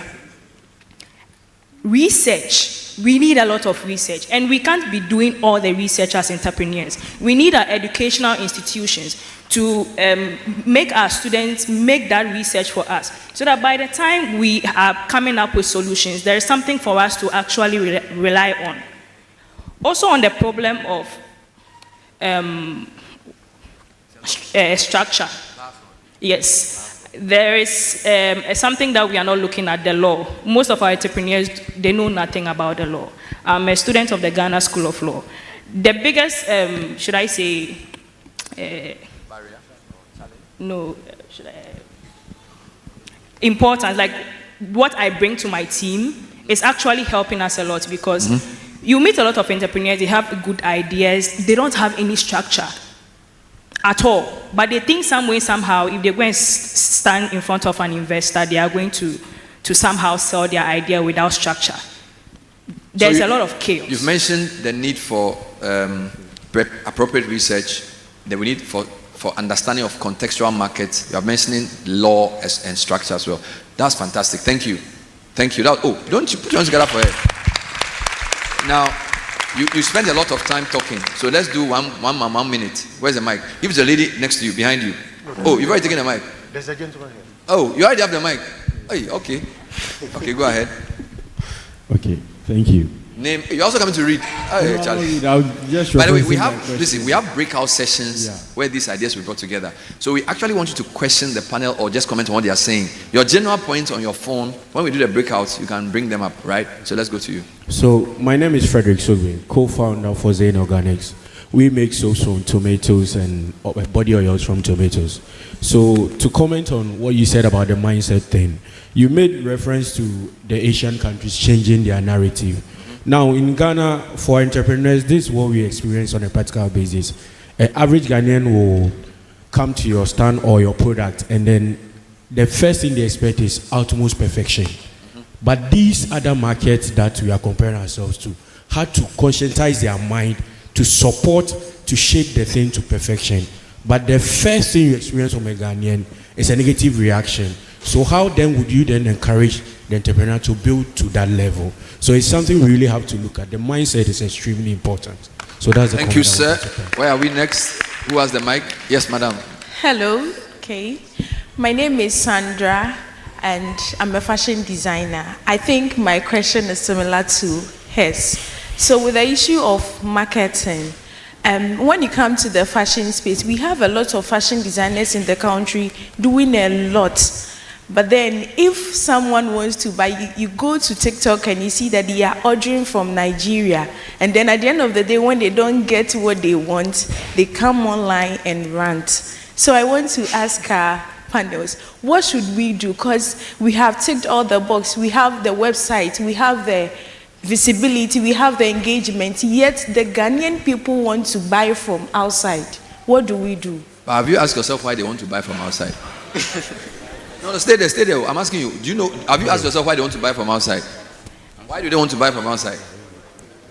I really do not know. Okay, they will answer. I wanted you to help us think through the solution, but let's go to more. I don't want this to be a press conference. All right, so Okay, let's take more. I also have the microphone. Give it to the lady in the Mayafi. I also have the microphone. I think I can. Where are you? I think I can add to what she said. Okay, add before the man. Because we spoke about distribution, about how to go to market or reach your market. One problem is pricing. I think that a lot of people don't think thoroughly through how they are pricing their products. And if it's not falling off the shelves, you don't understand why. There was a time that there was a huge inflation in Accra, in Ghana, maybe a year ago, and everyone was just increasing their prices. People had come to us, so I'm the co-founder of the Chair Natives. We are into food manufacturing. So there are friends that had come to us to say, oh, your price is too low, you guys have to increase it. But we have a mechanism for pricing, what our cost is, what our margins are, and we have to stick to it so that we can progress and grow. So sometimes it's in your pricing.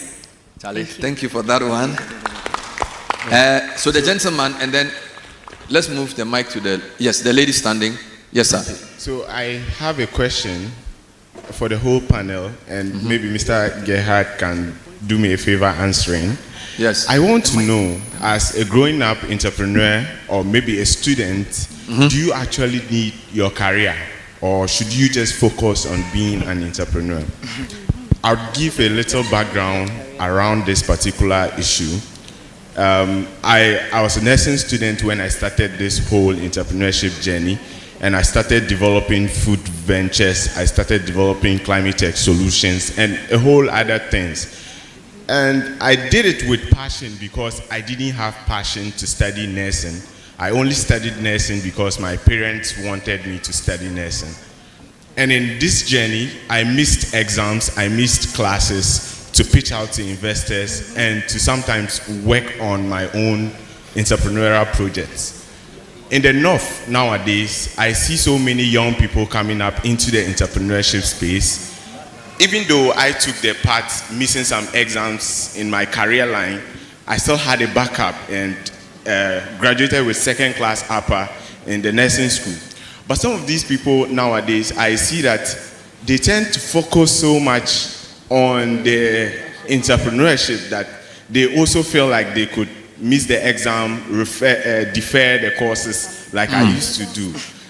But in all this, I sometimes get scared that this whole entrepreneurship journey, how difficult is it is when they fail or when the business starts not to move well, it might actually be an issue. All right. For me, I have my career.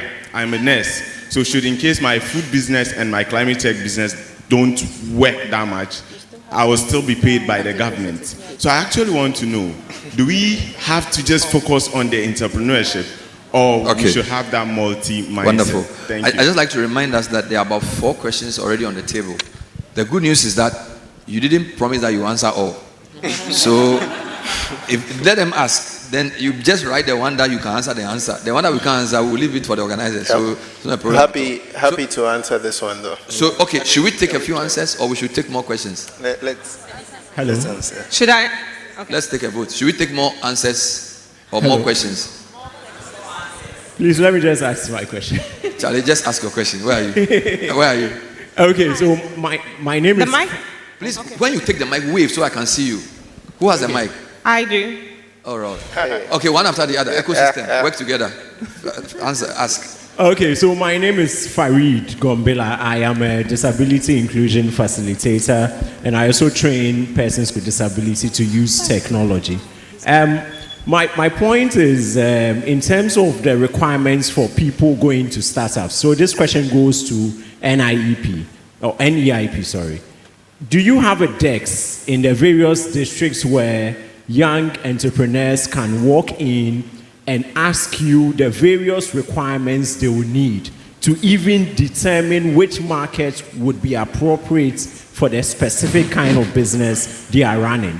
So that way we streamline the process for these young entrepreneurs who don't know all these legal, financial, and all of these requirements that they may not have to access the business. And the last thing I will say is we also need to put an emphasis on persons with disability in accessing business, because they face twice the problems regular businesses would face. A person with disability who creates, people will not buy from them simply because they have a disability. Thank you. Thank you, Farid. The last question for this round is the lady in beige.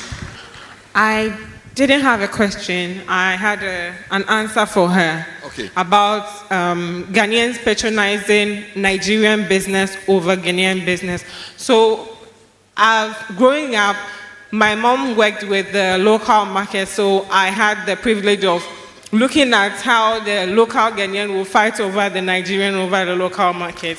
And then I have also grown into that and have seen, even with the clothing, one of the problems is the average Ghanaian work ethics, and then the top is customer service.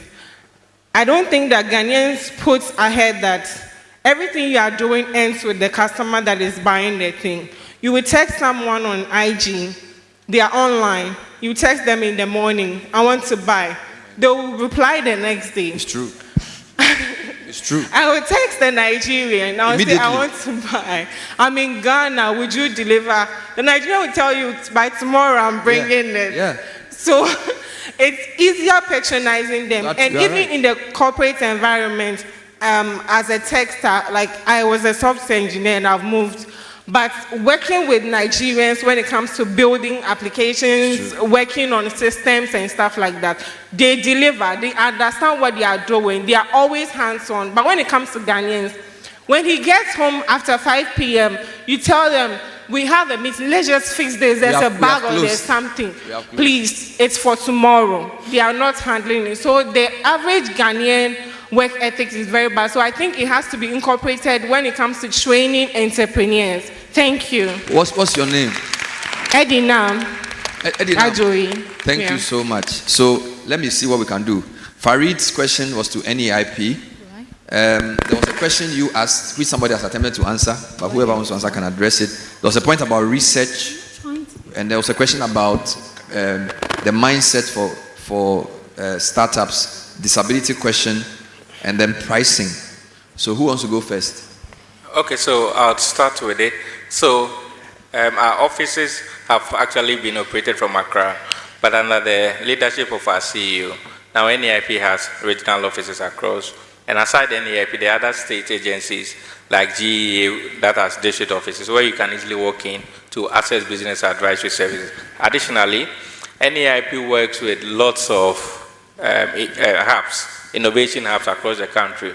And so these hubs also provide business advisory services. So yes, you could have access to this business advisory services from the innovation hub, from our regional office, and from the district offices of Ghana Enterprises Agency. Thank you. Thank you. Who else wants to go? Bernard, let me just address the issue of Ghanaians not wanting to buy. I think that apart from clothing, even in food, you hear people say Ghanaians have a foreign taste. Yes, there's some taste that we've developed for certain commodities like rice. And the Europeans and all those who are bringing us these things were intentional in doing so. They brought us a particular rice, a particular, maize or whatever, because they wanted to sell their product. And we've gotten used to it. If you're a Ghanaian producer or entrepreneur and you want to move into that space, there's the need for you to know what Ghanaians want and provide it. Someone said previously when you buy rice, you find stones in it. Now we've improved. We've improved significantly. We've taken out the stones. We've branded better. But in some cases, we've not also been able to look at the in terms of rice, the moisture content and everything. We need to improve it. And when it gets to that level, everyone of, I think once we get the quality, once we get it at the right price, I think someone mentioned price, I think the Ghanaian entrepreneur will be able to favorably compete with what is coming from outside and Ghanaians would buy. Thank you. Thank you, sir. Desiree? So I'll respond to the questions around, do you actually need a career or you should focus on entrepreneurship? I think you need both, because when the going gets tough, your career will keep you somewhere. I have a personal experience, like I said at the beginning of the presentation. When the entrepreneurship was not really going well, I decided to go corporate and start working in corporate, and I'm still in corporate at the moment, even though I still run my entrepreneurship endeavors on the side. So you would have to focus on both. Take your career serious as well. Currently, we are in the age of AI. So if you don't have a skill at the background, you'll be out of the system, because the entrepreneurship you are trying to do, AI can do it. But it's your core skills that you have is what will keep you up. Yep. Thank you. The last comment. Yes, building up on Desiree's point, I would say you should definitely prioritize your career as well, or the skill you build from your studies. What we noticed from our program was that we saw a lot of substance in the founders that had some experience from work, because imagine bringing someone who is fresh out of university versus someone who has had the opportunity to do some work, understand the world of work, and is now applying that skill in the entrepreneurial realm. You are going to see a difference in the value that they bring to the table. So by all means, don't be pressured by whatever you are seeing right now with everyone wanting to just jump right into entrepreneurship. Stay rooted in the career, the skill that you've built over time, and of course see how you apply it from an entrepreneurial perspective, because it's going to help you stand out with your work. We have 9 minutes to 1. We have to finish by 1.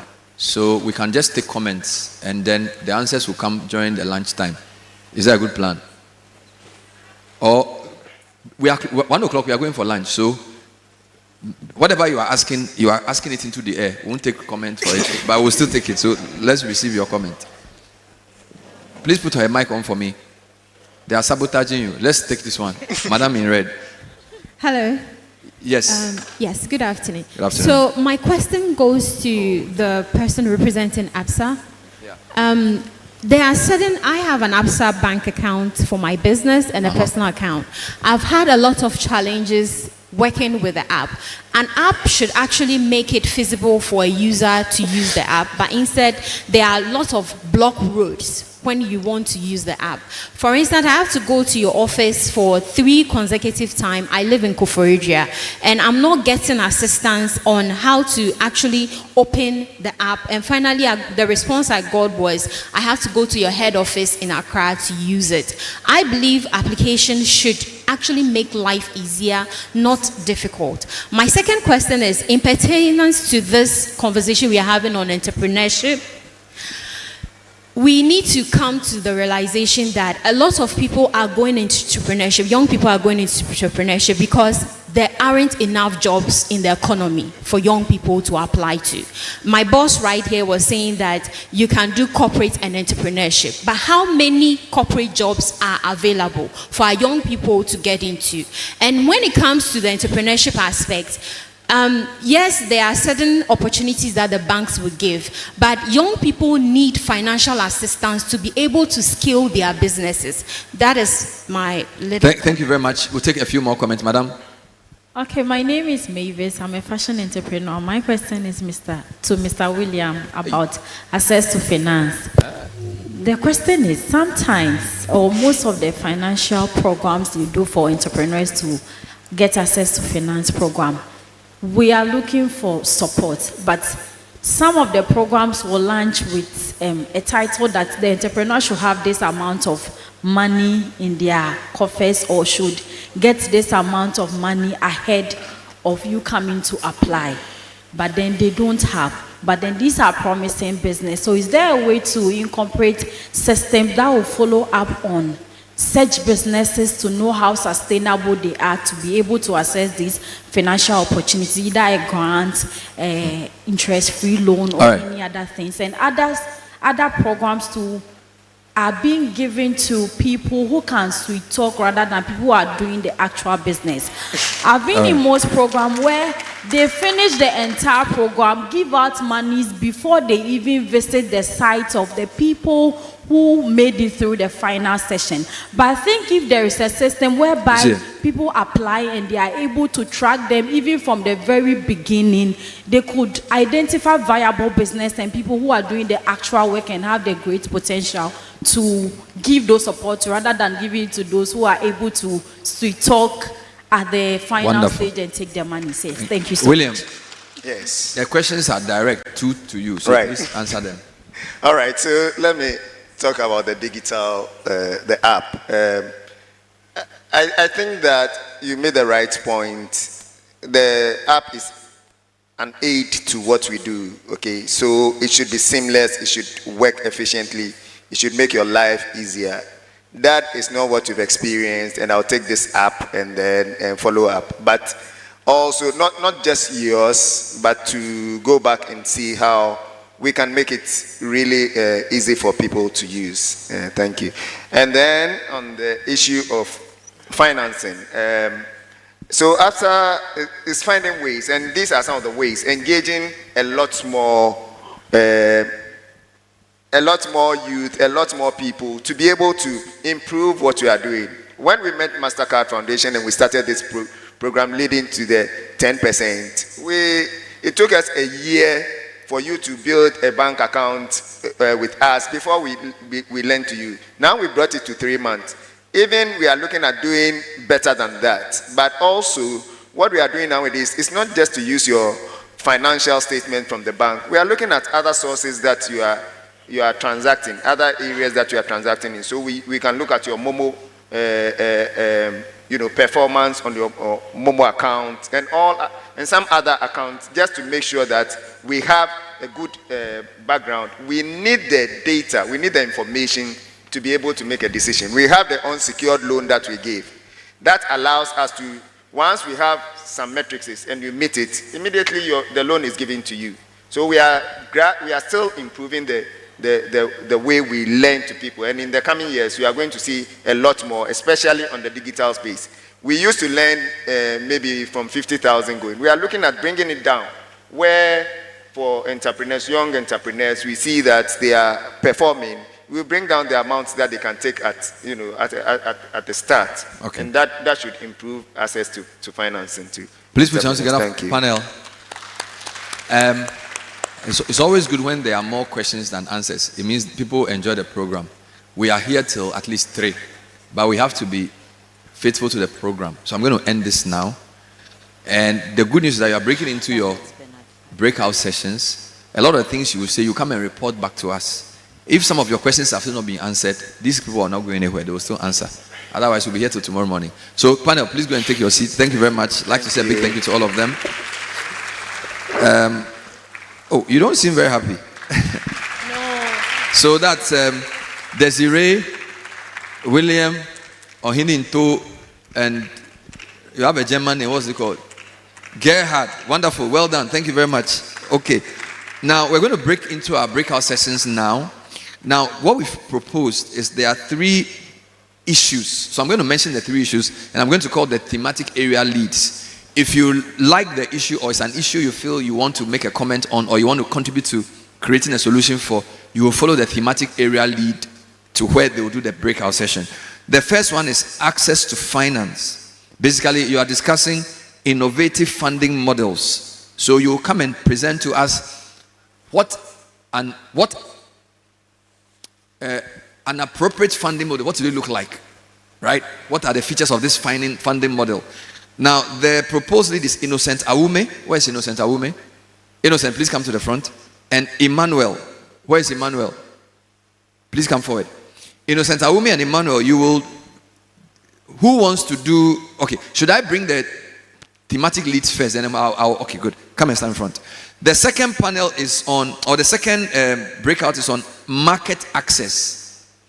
building sustainable value chains. The lead is Angela Minsky. Where's Angela? Angela, or the rep. And then Gerhard Mahler. Gerhard, you be here. So Gerhard is looking at market access and building sustainable value chains. So stand in the middle. Then the last one is capacity building and leveraging technology for growth. Capacity building and leveraging technology for growth. That's Kwame Michael Brackon. Where's Kwame Michael Brackon? And Joseph Boateng. Then matter. Which one are you? You swap. What's your name? What's your name? They gave you market. Which one did they give you? Also market. So you are the market. Thank you. I beg, stand here. No, who is market? No, you are in the middle. So yes, and you are capacity building. Good. Technology, capacity building. So this is finance. This is market. This is capacity. Please, does it make sense? Good. Now, those of you who want to be on the discussion and the breakout on finance, can I see by hand? Finance. Can you all rise? Can you all rise? Follow this. Show them where they should go. So leaders, finance people, follow these two gentlemen and go to this man. Take them where they are supposed to go. Finance, we'll see you later in life. Now, the next group is looking at market access, building sustainable value chains. That's Joseph Boateng. Market access value chains. Please rise. Market access value chains. Market access. Come to this man. Come here now. Come and stand around this man. Market access value chains. Come to this man. He will take you upstairs somewhere. Market access value chains. You stay here. Okay, but you come to the front first. Come and stand here. Market access value chains. Come to this man. Then the third group is capacity building, leveraging technology for growth. Gerhard. Capacity building, leveraging technology for growth. Gerhard. Robert, come and take them. Capacity building, technology for growth. Please come to him. Please move a bit closer. Move to the left. Capacity building, leveraging technology for growth. You are going upstairs. You are going upstairs. Capacity building, leveraging technology for growth. Hey, those of you who are not joining in, what are you doing? Or you are waiting? All right. How much time have you been given? You've been given 1 hour. 1 hour. You will come up with your reports. You will present 5-minute summary of the key insights and recommendations from your session. 5 minutes, key insights and recommendations. So you can argue for all you want, but when you come back, you choose 1 or 2 people to present in 5 minutes. Key insights and recommendations. Good luck. I will be eating whilst you people are doing your talking. So I will see you later. Bye-bye.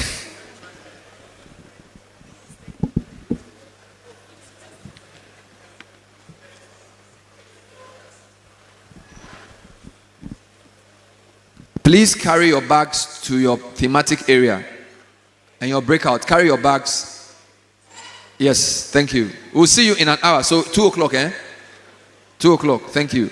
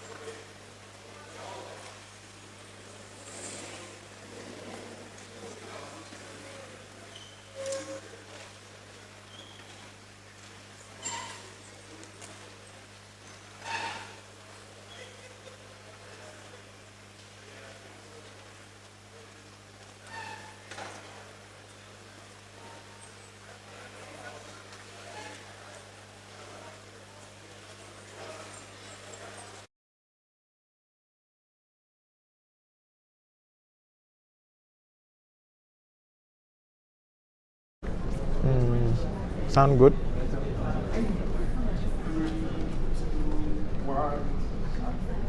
Great, great, great, great. And this is to all our wonderful, wonderful online participants who have joined us from the beginning of the conversation up to now. And you are wondering why we have switched, because it's been an amazing time. And I don't know if you are still on, please, we want to hear from you. So please engage us in the comment section, and don't do this alone. It's becoming too much. It's becoming so packed that we don't want you to be the only person getting all the great insights. So please share the link with your friends and families that are entrepreneurs and those that are upcoming. It's very important because this session is also important. And you know, from the beginning, you've heard the amazing remarks from all our representatives, and you've seen the panel moderation that just happened, that was moderated by Bernard Avle. Now we have broken into another session, which is the Voice Pop with that Voice Pop. But then the entire participation, the entire group have gone into a breakout session, and they're going to have very insightful conversations on various topics that are very important when we talk about entrepreneurship. But then we don't want to let you just be there. We need to keep you as well in the conversation, and we want you to also participate. So while we are having the conversation, any questions that you have, any ideas and suggestions, please do make sure that you write them in the comment section. So welcome to the Voice Pop session of the Absa Mastercard Foundation Youth Entrepreneurship Dialogue. And as you already know, the theme is Dream, Build, Thrive. The future is young. I know you are young. I'm young. Kojo, are you young? Absolutely. So this is for the young people, and we are going to be discussing 3 diverse areas when it comes to entrepreneurship. We will look at capacity building. We also look at access to finance, which is a very important subject. And then we look at access to market and go deeper into it to see how we can understand and also pick some strategies to grow our business. So please tell us about yourself. Who are you? Yeah, thanks for the opportunity. My name is Kwejo Perko. I work as the monitoring and evaluation manager between the partnership between Absa Bank and Mastercard Foundation. So I've been at it for about 3 years now. Yeah, our office is located same building as the Assemblies of God head office at Region Accra. That tells me there's some Holy Ghost fire in there. You know, when it comes to young people, there is some vibe and energy. So, I mean, being situated at a place where Holy Ghost is moving, I believe that all the nuggets you are going to share today, you can bang on wisdom filled. That's amazing. Thank you so much. But then, give us your overview so far from the beginning of the session, from morning all through lunchtime. How do you feel? What's your takeouts? What are some of the things that have really drawn your attention so far? Yeah, I'm happy this event was put together by Absa Bank and Mastercard Foundation. And as the theme suggests, the future is young. When you look at statistics in Ghana, it suggests that the average age of a Ghanaian alive today is 25 years. Wow. It's even worse in Nigeria, but let's not go there. Of course. So it suggests that if all the young people who are alive today survive, it means there are going to be a lot more young people. So it is necessary that an event such as this is brought together to be able to sensitize people for us to know that we make up the most of population today, and so there are a lot of things that needs to be put in place to address what our needs are today, which mostly is entrepreneurship and the quest for jobs. Definitely. That's our need, because entrepreneurship, it's now just as it is believed that education is the key to success. We are getting to understand now, or even hold on to it, that entrepreneurship is the key to I call it a canker, the canker of unemployment issues that is happening in Ghana. And for that reason, may their souls rest in peace. We lost 6 amazing young women who died in the pursuit of seeking greener pastures, seeking, going after a job, making sure that they are dignified, employed with income and all that. But what happened has to happen. So then, and if you look at the capacity of young people that were even chasing after that opportunity that led to the death of those 6 girls, it tells me that entrepreneurship among the youth, it's something, is it that we've not talked about it a lot, or is it that something, is it that we are not interested when it comes to young people and entrepreneurship? I want you to share a little bit of view, you know, on that young people and entrepreneurship in terms of even solving this unemployment issue. Because we looked at all the stadiums in Ghana and the numbers were huge, and that led to the stampede. So if half of those numbers were entrepreneurs, maybe, you know. I agree. You agree. So tell us, what's your take on youth and entrepreneurship in Ghana? So let me take us a few years back. It's been said that the government is the largest employer. I don't think that should be the case today, because looking at the number of people the government is able to employ, during the panel discussion, the introduction Bernard mentioned, he spoke about the number of people who leave secondary school alone every year. Over 500,000 students leaving secondary school. How many is the government able to employ? Not much. That's a very big And so question. it means that there's a need for young people to be able to create for themselves jobs. And that is where entrepreneurship comes in. And so there's absolutely the need for young people to think, to innovate, to come up with ways of ensuring that they're able to make themselves relevant, to be able to thrive, to be able to find employments that are considered dignified and fulfilling. And by doing so, they're able to create more jobs for other people as well. Yeah. That's amazing. I like that you try to encourage that is what they are supposed to do. Now, knowing that this is something I'm supposed to do, sometimes it's different from how do I even do it, and how do I start, and am I even qualified for it, and all of that. I believe that you are believing that they are supposed to do it, but I don't know if they know they are to do it. And for those people that are already in it, that are doing it, in terms of sustainability and all of that, it's becoming a challenge. And so that is the more reason why I think that the 3 key areas of discussion that we will delve into as we are growing the conversation is very important. If we want young people to become entrepreneurs, young people to solve their problem and even employ other people and not chase after government jobs because it is finished, according to you, it's inadequate, it's not enough for everybody.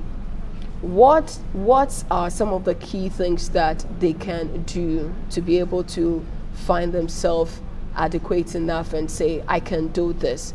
I know some of the areas has to do with the capacity building, access to finance, and access to market. But before we come there, generally, what should the look be like? What should the approach, the mindset of a young person who wants to change the narrative of their employment life and that of other people in the community? How should it be like? How should they go about it? It is said that necessity is the mother of inventions. I don't know who said that, but it stuck with me. So I believe that once young people are hungry enough, they are able to create something that is relevant. And I would say that it always begins with the ideas. A lot of people have a lot of ideas, and so for the young person out there, I'm putting it out there that once you have an idea in your mind, please pursue it, and it's definitely going to be worth the pursuit. Once you have the idea, talk to people in the industry, people in that sector, run your ideas by them. Let them guide you as to how to, fashion it properly. You don't need to reinvent the wheel, because the world has gone so far enough for you to start all over again. And I don't think the ideas that young people may have are so new to the extent that it's never been conceptualized. So I'm talking to the point that you need to talk to somebody in the industry, somebody who is doing something similar that you are doing, and then they're able to shape you, and then you can, start your own line of business. Yeah, so it's really necessary to be able to talk to people in the industry. Yesterday, I was listening to the radio. They were interviewing Latif Abubakar, okay, the playwright. Yes. Yeah, I was surprised to learn that he started off as a medical student Wow. at the University of Ghana. Wow, the irony. Yes, but exactly. So here he is writing plays and doing all this production.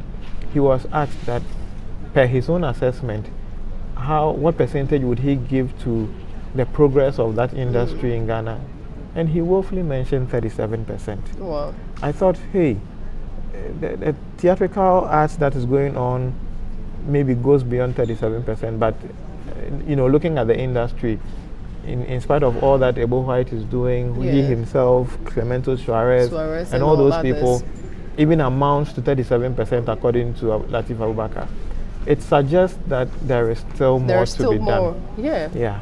Yeah, it tells that, out of 100%, you have 37%. Yeah. The greater part of opportunities are still unleashed, they are still untapped, and they are there. And the aspect where you were, I don't know whether you were surprised that a medical student now ended up becoming what somebody would say, maybe a comedian or a playwright. How arts and science, they don't meet, or they don't merge, as someone would say. But there again is one of the issues that affect young people, where fixed mindset about, this is what I studied at school, so that is exactly what I will become. But over time, I think we've come to realize that life or purpose doesn't really come as a straight line. So there's always that liberty for us to think outside the box of what we go to school to learn about and explore. And that reminds me, you remembered the panel session that they had before. Somebody mentioned that it would be good for us to explore. Bernard did say explore the opportunities or the entrepreneurial side of certain ideas or sectors. For instance, medical, the entrepreneurial side of medical. If you are into theater art or you want to learn something, the entrepreneurial side of that. And not basically saying, I did medical and that is all. So for all the young people out there too, this is something we can actually do and think, that mindset shift, where we don't just look at, I'm done with school and all I have to do is to go and apply for a job. But then look at the entrepreneurial side of things, and this is what Kojo is sharing with us over here. And Kojo's submission, he mentioned something. He said, you just have to have an idea to begin. And talking about the idea again, he said, we need to talk to other people, mentors and people who have walked that path, so that we can get some guidance or guidelines and approaches and learn from them, so that we can sustain and grow the idea. Now, talking about idea means that you are beginning to have the character of an entrepreneur, because it starts from ideation. And he mentioned guidance. Being a mentor, we want to find out, if you have your idea ready, let's find out some of the key areas that we mentioned early on that we will discuss. We want to get some guidance from him, Kwejo. Let's start. I have my idea. They have the ideas written down. Let's start from capacity building. We talked about the education aspect even, which is part of it. But you can throw more light on it. Let's start from capacity building when it comes to youth entrepreneurship or youth as an entrepreneur. What does it even mean, capacity building? Most of the times this word is used for trainings and seminars. But when it comes to entrepreneurship, what does it mean for that young entrepreneur out there? Capacity building is quite relevant. Just as any professional would need training. So let's say a footballer. Before you can become a professional footballer, you need to have gone through an academy of some sort, go through trainings, maybe a personal trainer, etc. bringing it to a medical doctor, for example, you have to go through medical school, housemanship, etc. Similarly, in entrepreneurship, you need to have your capacity developed. So it's about enhancing the skills that you have. It's about ensuring that your mindset is in the right place. It's about going through training to ensure that the ideas that you are harnessing is put in the right place. You know, they say that there are so many ways of doing the wrong things, but there's only the one right way of doing it. Right. And so capacity building has got to do with bringing experts into a space and then getting the entrepreneurs in the same space for them to listen to each other and correct them. So it's essentially listening, making things right, putting people on the path that they need to be on to ensure that at least from where they are left on, success is quite assured. Great. And that on that note, would you quite agree with me that with all our online viewers, let's celebrate the Absa Ghana and the Mastercard Foundation for bringing us together to have this youthful conversation or dialogue, because capacity building is happening right here, where in the breakout session people are exchanging ideas and thoughts as to what works and what doesn't work. With the panel sessions as well, we are hearing very insightful ideas from experts and their experiences and their journeys. So talking about all of that and defining what capacity building is, you mentioned coming together, and also I would like you to touch a bit on education bits as well as a form of capacity building. How broad is that? Is it important for entrepreneur to go to school? Because they said, especially for getting a degree, it's a scam. It's a scam because somebody says that if I would have to go to university and spend so much money to pay my fees, why don't I use that to start a business? But then in sustaining the business, there are some knowledge that you gain from capacity building, which also comes from education, to sustain it. So how true is this when it comes to one place and having discussions like we're having right now? Yeah, so the role of education can never be downplayed in entrepreneurship. So it's like, I remember when in school, when I did my second degree, I came out and I was like, whoa. So really going to school is to broaden your thinking capacity, is to expose you to a lot of things, and not necessarily to zoom you into that single thing that you want to do. And so I would definitely encourage people to get formal education. That is not you can't bargain on that. It's definitely necessary to get a formal education. Again, at our project, which is the Absa Young Africa Works project, we do not take capacity building lightly. So what we're doing, for example, is to ensure that all the entrepreneurs that we are supporting are taken through a form of capacity building. It is being run by leaders in the field, and they take these entrepreneurs through a 3-day journey, just so that they put them in a room, find out what they are about. Essentially what we do is to bring a set of entrepreneurs who have similar mindsets together to be able to teach them some of the rubrics of the game. For example, there are people who are traders right now. They do not even know how much profit they make in a month or how much loss they make in another month. They know for sure that at the end of this month, oh, I made some profit. But if you ask them how much profit, they are unable to say. If you ask them how much loss they made, they are unable to say. It is because they lack the capacity to be able to do simple recording of bookkeeping, exactly, thank you, of their sales. So putting them through capacity building helps them to be able to have this done.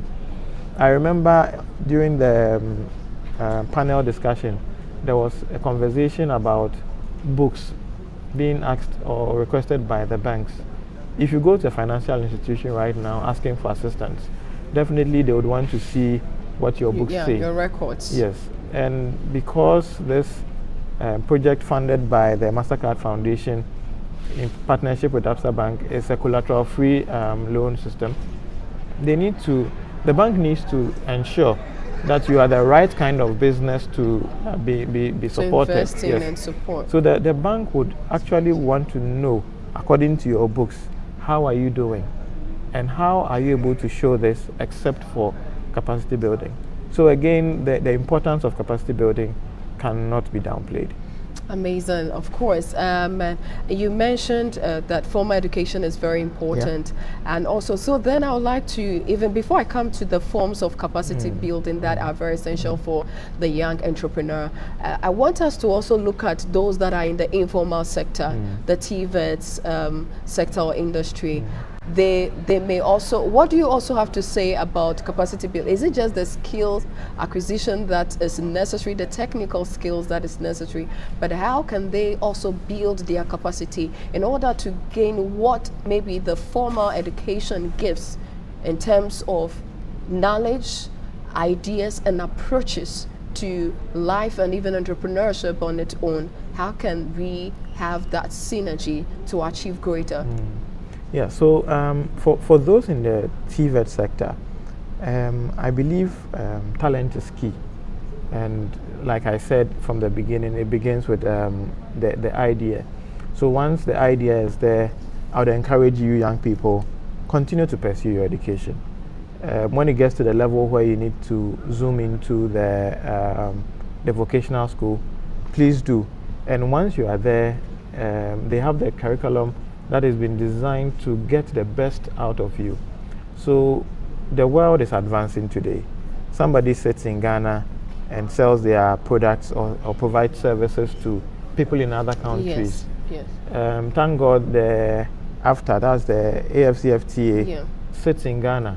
And so there's been instances where people in Ghana have been able to connect or liaise with others in the African continent. Imagine if you did not have the relevant formal education to be able to even communicate with someone on the continent outside your own country. I mean, speaking about this, a lot of things come to mind, including tourism, etc. But not to digress, the education in the TVET sector is really key. Let us imagine someone who has gone through 4 years of education in the university or tertiary institution. Typically, you would come out and you are looking for a job to do, sending your CVs and application letters here and there, talking to family members and trying to find out who knows another. Protocols and all that. Exactly, you know, trying to see if someone could put in a good word for you, for you to get employed. I think it is time we moved on from that kind of job seeking, try to get the relevant technical knowledge which could be achieved from institutions such as the TVET institutions, and then talking to right people, which I believe Absa Young Africa Works project is able to provide to young entrepreneurs out there. Amazing, amazing. So we've got to understand what capacity building is and the various ways we can even go about it, and not just looking through one lens and say, okay, I just have a formal education, or I just have a technical education or vocational education, therefore one side is enough. No, if we want to achieve more and greater, we need to diversify our means of, growing our capacity as entrepreneurs in order to grow our team as well. Now let's find out from Kojo, what are some of the forms or relevant capacity building strategies that are so key for young entrepreneurs of this era? Yeah, thank you. So there are quite a number of capacity building techniques, but for entrepreneurs, we believe that ones that are most relevant, one of them is mentorship. Okay. So you have your business running, you definitely need somebody in the industry, somebody more knowledgeable in the industry, to come and live in your shoes for a moment, just to know how you go about things. So that is one of the things that the Absa Young Africa Works, thanks to Mastercard Foundation, is able to do for young entrepreneurs out there. It's about putting them or matching them with seasoned experts in the industry, going to their places of work to be able to find out how do you receive your customers? How are you able to interact with your customers? Are you able to serve them? What do you know about the customer that has just walked in? You know, I can point us to these Lebanese who have come into the country. When you go to the Sprinters Road, there are quite a lot of them there. You walk into their shop, immediately you get into their shop, they have a mindset that if you didn't need anything they sold, you wouldn't have come there. And so once you get there, some of them serve you tea, even on the hot afternoons. And then I would love to go there. I love tea a lot. Yes, and then they'll take your contact information and take their time and walk you through all the products that they have, so that you are well versed with everything they have in there. Even if you were not ready to buy from them at the moment you got there, yes, you will still have them in mind, such that in future, when you are looking for a product, they are the first people that comes to mind. That is what capacity building does, to teach entrepreneurs, to teach businessmen and women how to manage customers. On the contrary, and no disrespect to Ghanaian businesses, when you pick most typical Ghanaian businesses, and again, I'm not saying all Ghanaian businesses, but when you pick some Ghanaian businesses, enter into their shops, they are eating. They see you walk in and they are like, oh, another window shopper. They do not give you the attention that you require. Maybe it's true, you are just window shopping, but again, who knows the future? You may need something that they have or they produce. But what I'm trying to say is that one aspect of capacity building is to teach you to be able to know your customer. Even in banking, it is there, we call it the KYC. Knowing your customer, what they may need, and see how you can even provide them the needed assistance. The Nigerians, they are so aggressive. Exactly. You enter a Nigerian shop, you ask them you want product A. They are very sure they don't have it, but they'll tell you, wait for me, I'm going to bring it from the warehouse. From wherever they get it, they go around and get it for you. But most Ghanaians, you enter their shop, they don't have it, you know. So that one form of capacity building would be the mentorship, where it's a one-on-one affair. The mentor comes into your shop and then tries to observe how you treat your customers and then see how to provide corrections. Another form is the classroom setting, where we put all the businessmen and women in a classroom form of setting and then try to teach them general knowledge. But from our experiences, we have experienced, or we found out that the mentorship is more effective. However, it's a bit more expensive, but we believe that with partners like Mastercard Foundation, we're going to be able to provide the needed support. That's Oliver asking for more right there. And I like the smartness of how you are doing it. And that is very key. All the things you mentioned are very essential and very relevant and very real, because these are some of the experiences some of us have had where, like you rightfully said, you walk into a shop or a business and they pretend like you don't even exist. And it's as if they are doing you a favor. That's sad. But I heard from someone recently that he traveled outside the country, and while they were eating, the waitress and waitresses were, the waiter and the waitresses were around, and every 5 minutes, not even 5 minutes, 2 seconds, are you okay? Should I serve you water? Do you need more? So by the time you finish, you have even bought or ordered more than you ever thought, because you want to try out everything that they are bringing. But then that is where the situation is with us in Ghana, the young entrepreneur. We feel the customer is worrying us or is giving us a problem. And interestingly also is the scenario you mentioned between Nigeria and Ghana. The thing is, we don't only fight for jollof war. Ghanaian jollof is better. We don't only fight the jollof war Yeah. and claim that we are the winners, but we are the winners anyway. If you're Nigerian watching me, we are the winners. Yeah. But then we are also fighting the price and business strategy war, where especially when you go to Kaneshi, the spare parts dealers are really angry. Yeah. And it's happening everywhere because the way they will approach you about it, they'll make sure you buy and go. So Kwejo has shared quite a great knowledge and nuggets on mentorship, the importance of mentorship. So as young entrepreneurs or youthful entrepreneurs, we need to make sure or we need to be humble enough to learn from those that have walked the path and not feel that we know it all because the idea is coming from us.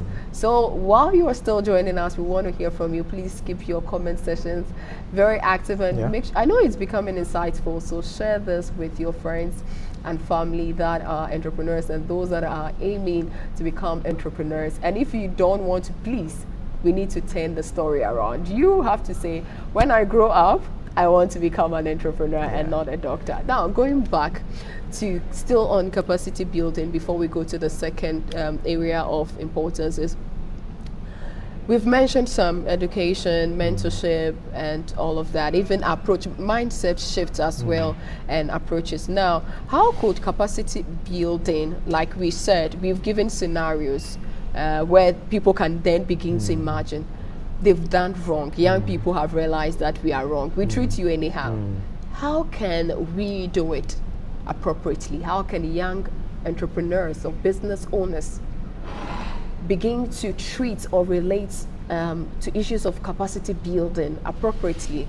And that is to even say it cuts beyond just themselves knowing something, but it also falls into team building.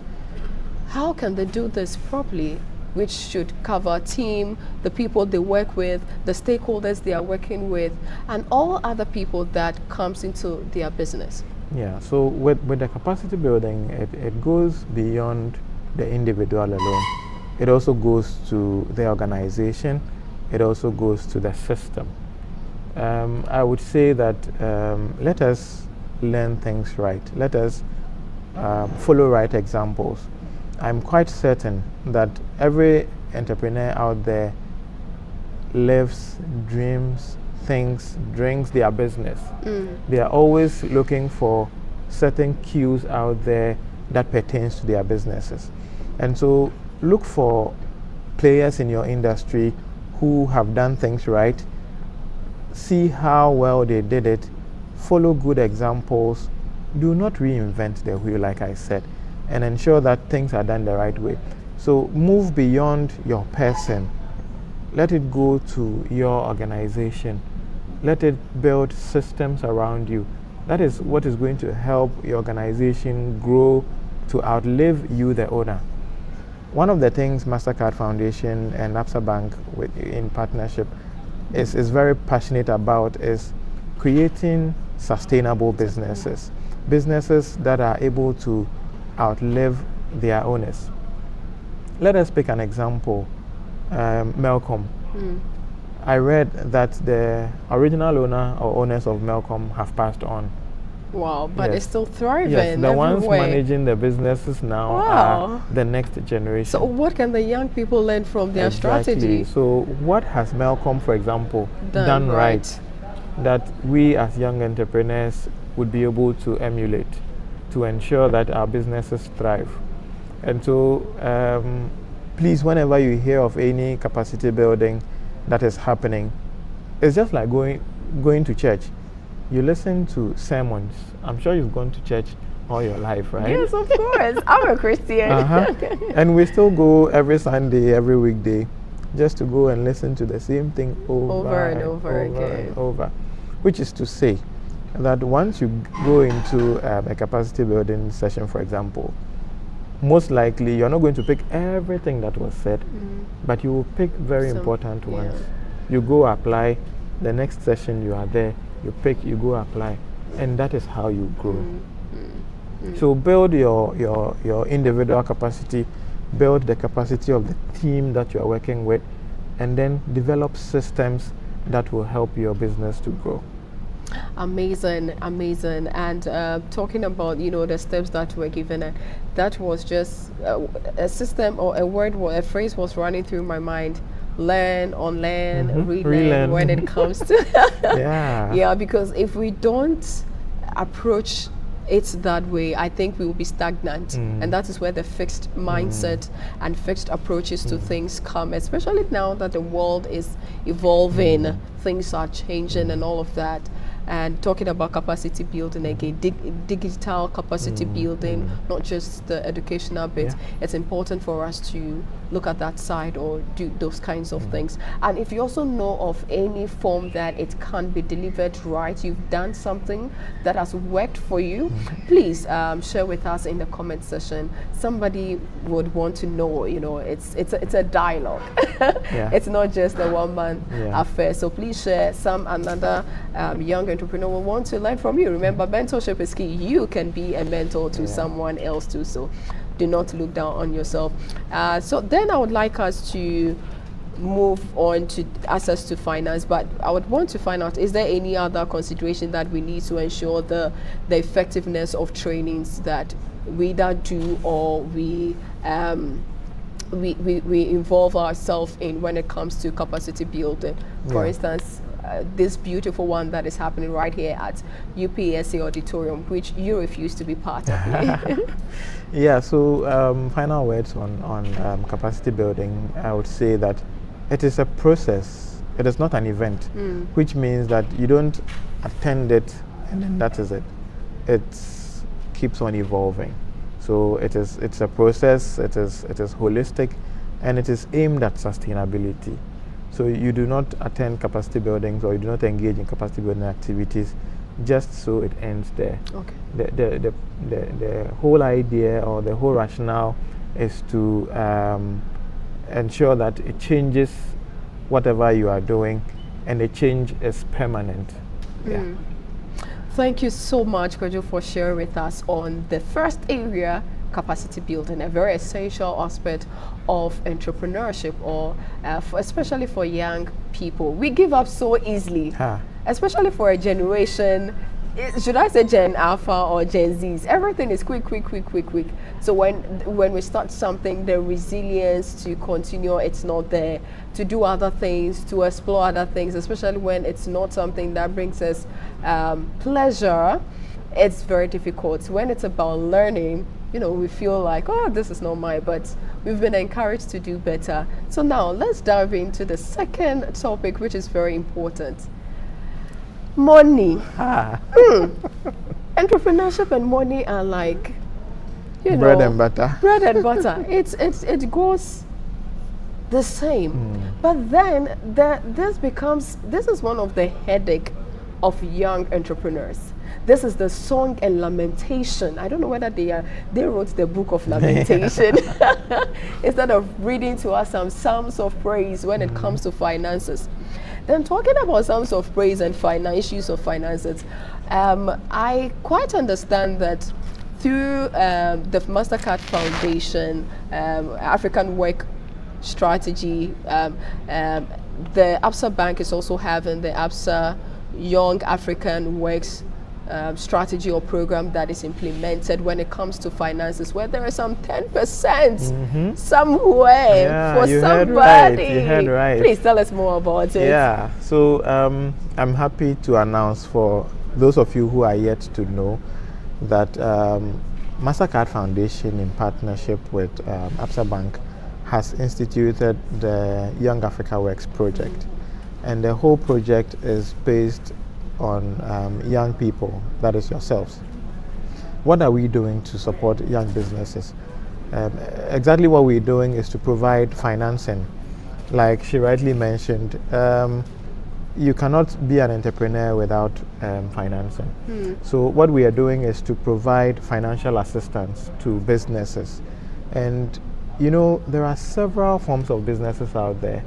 However, this project is focusing only on one, women-owned businesses. Number two, youth-owned businesses. Number three, businesses that are in the agri sector.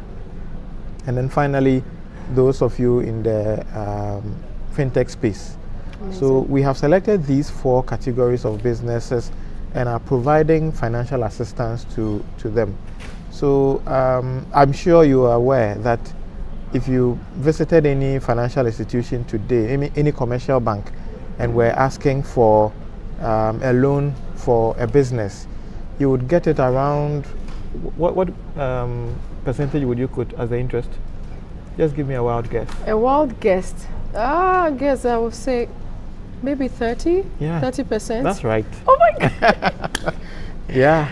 Oh so my. On the and market, you know that's on a high side for a Yeah. young entrepreneur coming up. Yeah, so exactly. The Bank of Ghana is aware of these figures, and I believe they are the best they are able to come up with, looking at how the economy today is.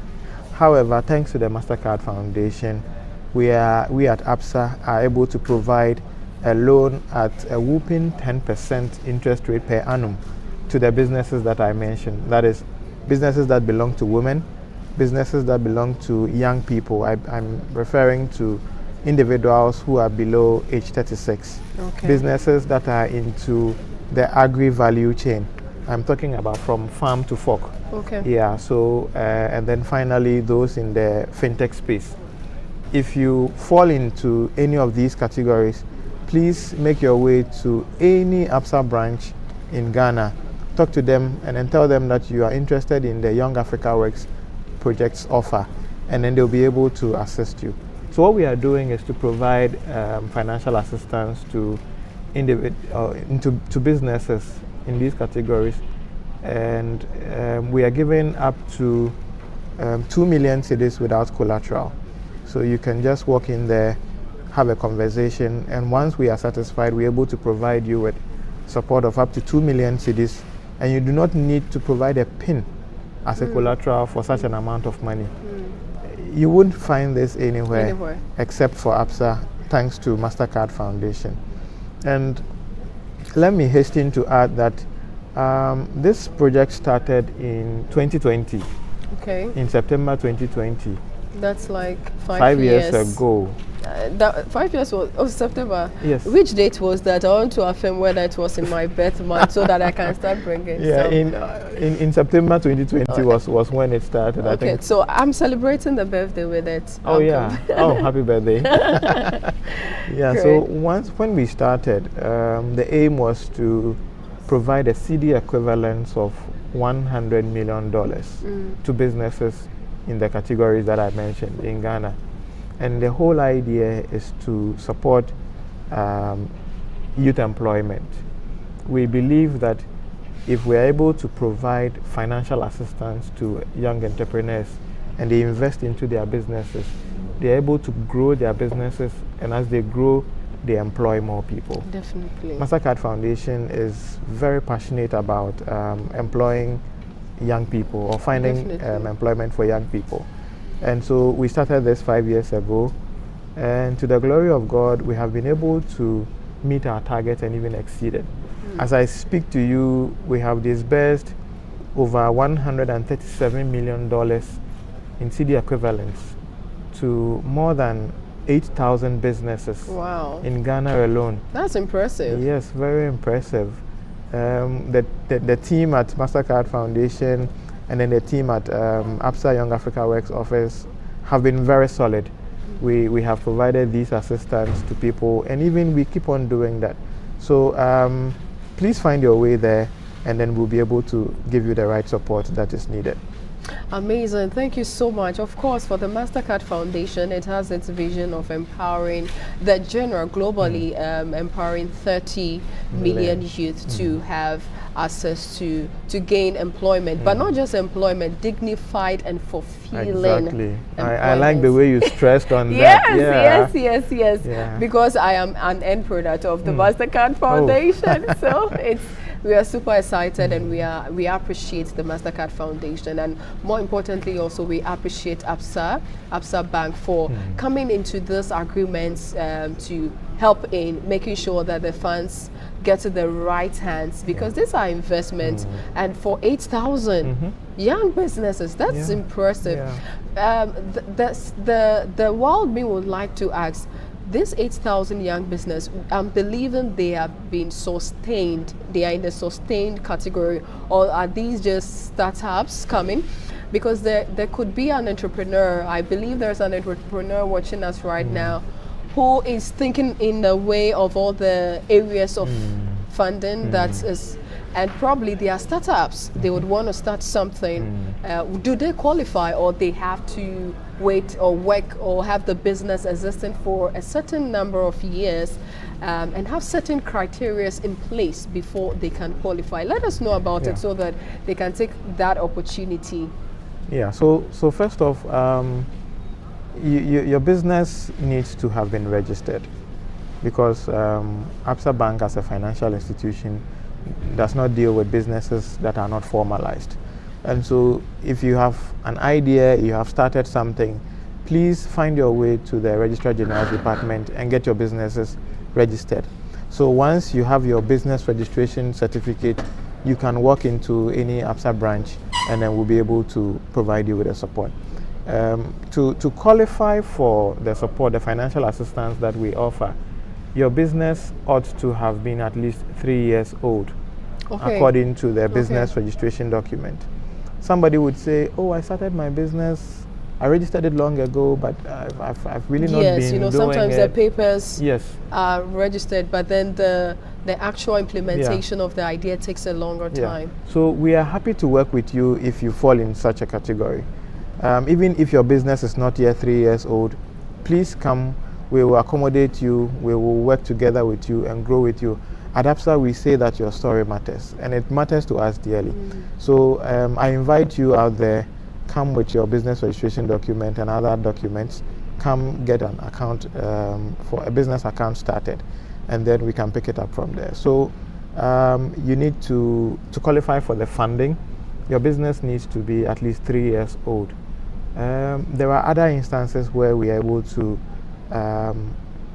consider your business. Maybe it's not yet, it hasn't celebrated a 3rd birthday yet, but we're able to provide you with some considerations. Yes. Apart from that, we would also ask for a history of financial transactions in the name of your business with other financial institutions. Like I mentioned earlier, this is a collateral-free loan that Absa Bank is offering.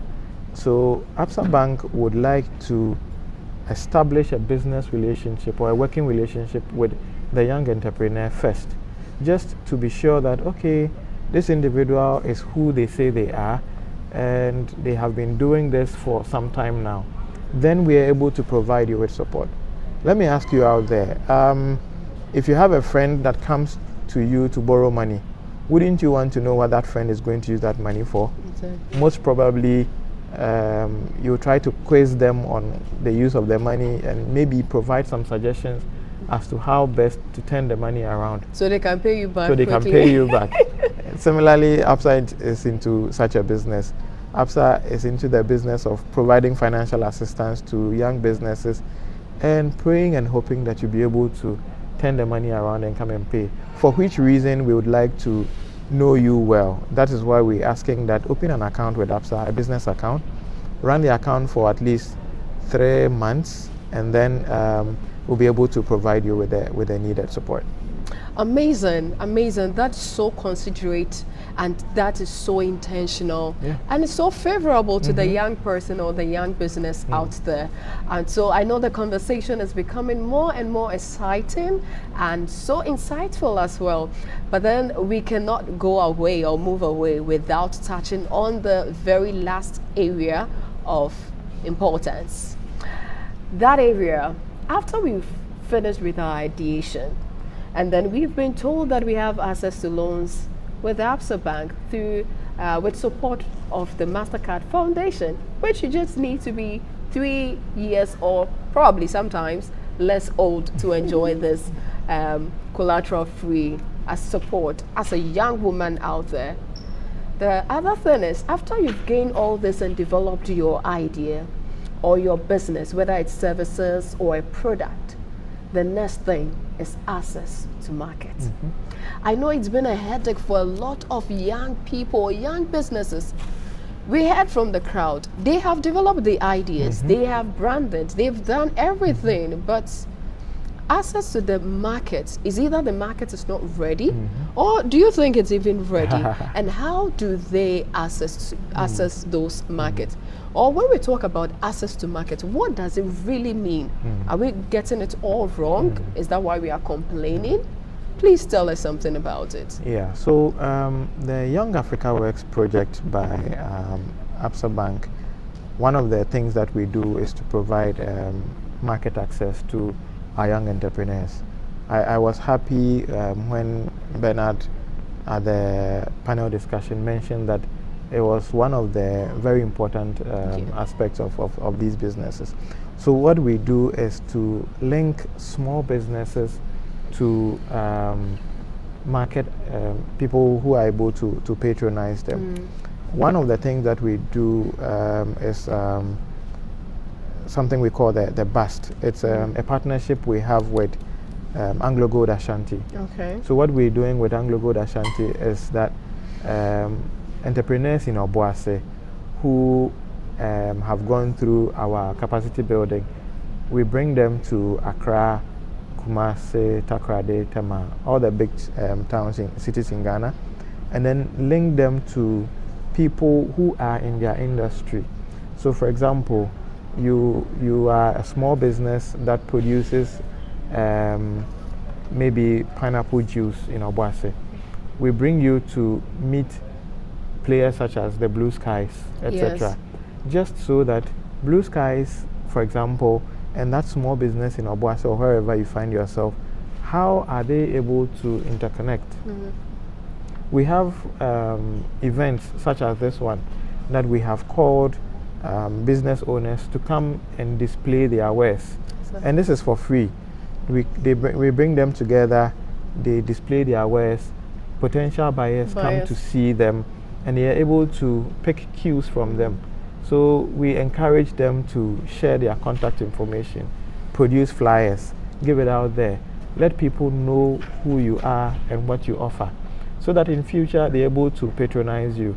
We have had several instances, and the numbers keep on coming, of instances where businesses have been linked to potential customers and they are doing business right now.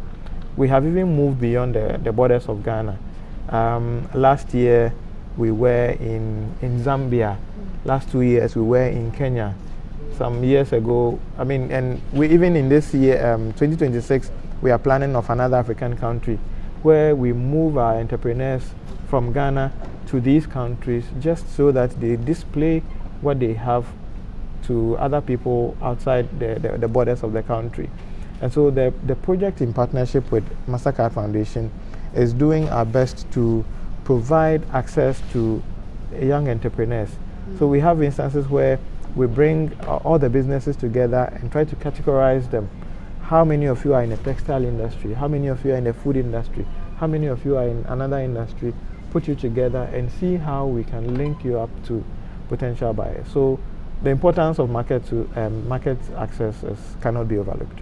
Wow, very, very, very good. I like that you are not just providing a local access to markets, but you are moving beyond the shores of the country to establish, I'm sure by support of AFTA, taking advantage of AFTA to establish other access, global access, because we have things that other countries or our buyers are in another country.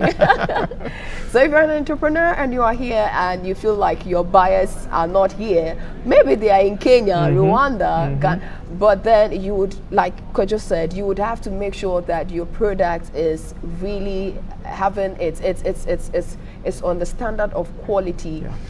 You made mention of having flyers and branding of all these falls under branding and packaging. So the question is, how do you package and how do you brand your business to be able to attract the right market? So you need to do a very deep thinking at this moment while we are coming to the close of the conversation to reflect and ask yourself, with all that we have said and discussed over here, where do you fall short as a business owner or as a young entrepreneur? Where do you fall short? And where are you doing amazing? Pat your shoulder if you're doing amazing, because we support you as well. And we know the journey is not easy. And that is why the Mastercard Foundation, in partnership with Absa Bank, is bringing you this, especially this is capacity building right here. We're not making you, leaving you frustrated. I feel like it's such a journey, right? Where there is a hand holding. Wow, that's amazing. Yeah. I'm sure the old people are getting jealous because they never got this. Yeah. How come all of us young people? So it tells us that as young entrepreneurs, especially female, I mentioned female because that is where the focus is. And if you're a female, you are thinking about a job, entrepreneurship is for you. There is someone, an institution, and human beings with humanity at heart, with you in consideration, ready to hold your hands for a transformational leadership, transformational gain as a business, so that you can create an impact that exceeds. If you don't have an idea, Kojo told you, you saw the areas, fintech. Yeah. Fintech is there, agribusiness, right from the ground, which is the germination, the seedling, all through to the fork where we eat. Search through those areas to see where you fall. If you already have an idea, but if you don't have that, search through those areas. And then you are not left alone. Absa Bank again will finance you. You just need to be 3 years, but sometimes 2.5 we can consider, depending on your credibility. And that is why Kwejo says, make sure bookkeeping should be very essential in your business building. If you are not keeping records, then you cannot access that opportunity. What are we going to use to tell your story? It is important for us to help you, but you need to give us what we can help you with.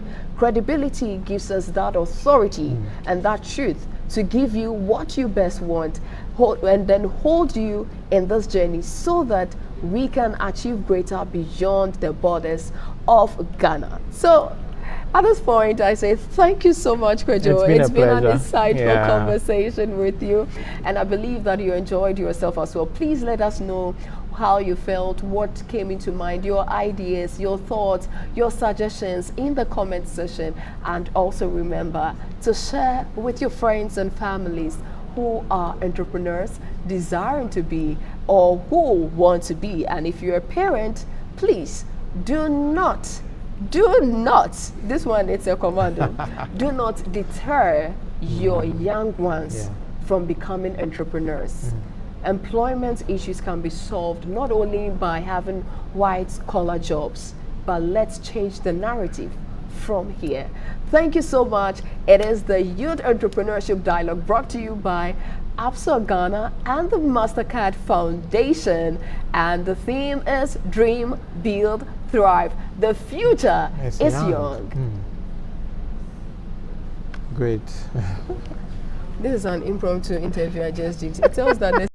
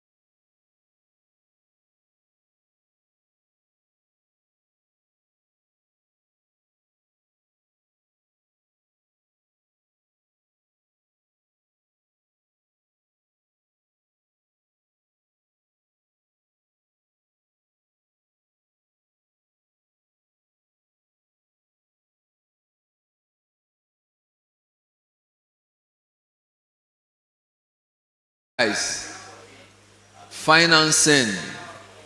Please begin your descent to the main plenary.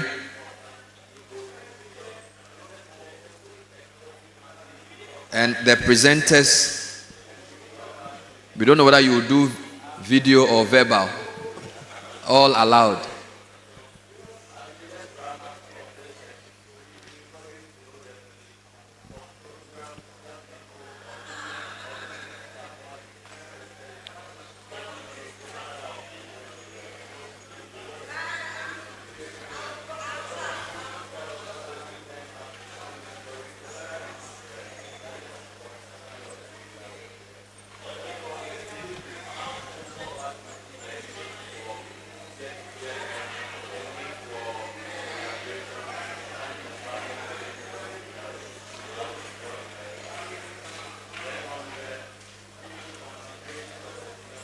Access to finance group. We are waiting for you to come down. Capacity building and leveraging technology for growth. We are waiting for you. Market access. Market access. You may want to go back to your seats. Time is up.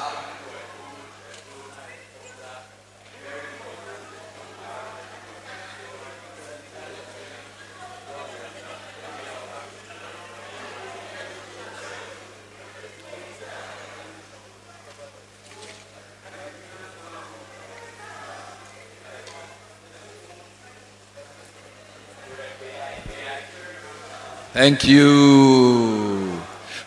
We need the name of the presenter, so you can bring that to us. In line, please. Hi there. I've been hearing a lot about Absa lately. People say you give more. Is this true? Oh, it's more than true.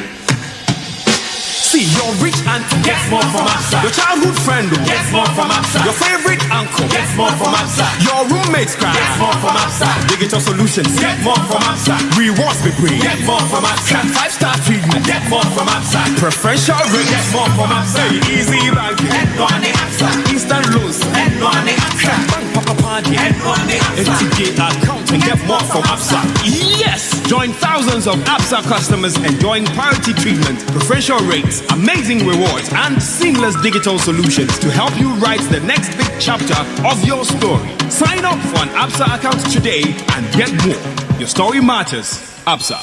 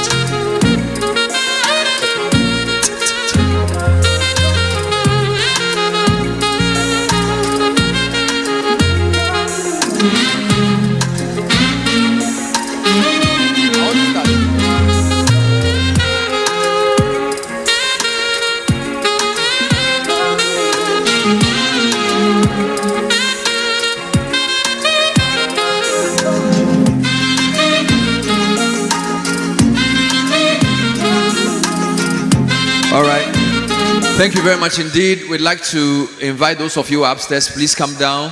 This is the Youth Entrepreneurship Dialogue on the theme Dream, Build, thrive. The future is young. We have had 3 breakout sessions with 3 thematic areas. I'd like to invite the group that's ready. 5 minutes, okay? Wonderful. So basically, you are going to do a couple of things. You are going to insights and recommendations from your session. Can we put our hands together for the 3 beautiful ladies coming in from the market access breakout session? Make some noise. Food. What is it? Food. What is it that you want to do? You have to do your research. The research will help you to identify the people that you want to offer your service or your product to. And then you have to know how to tell your story.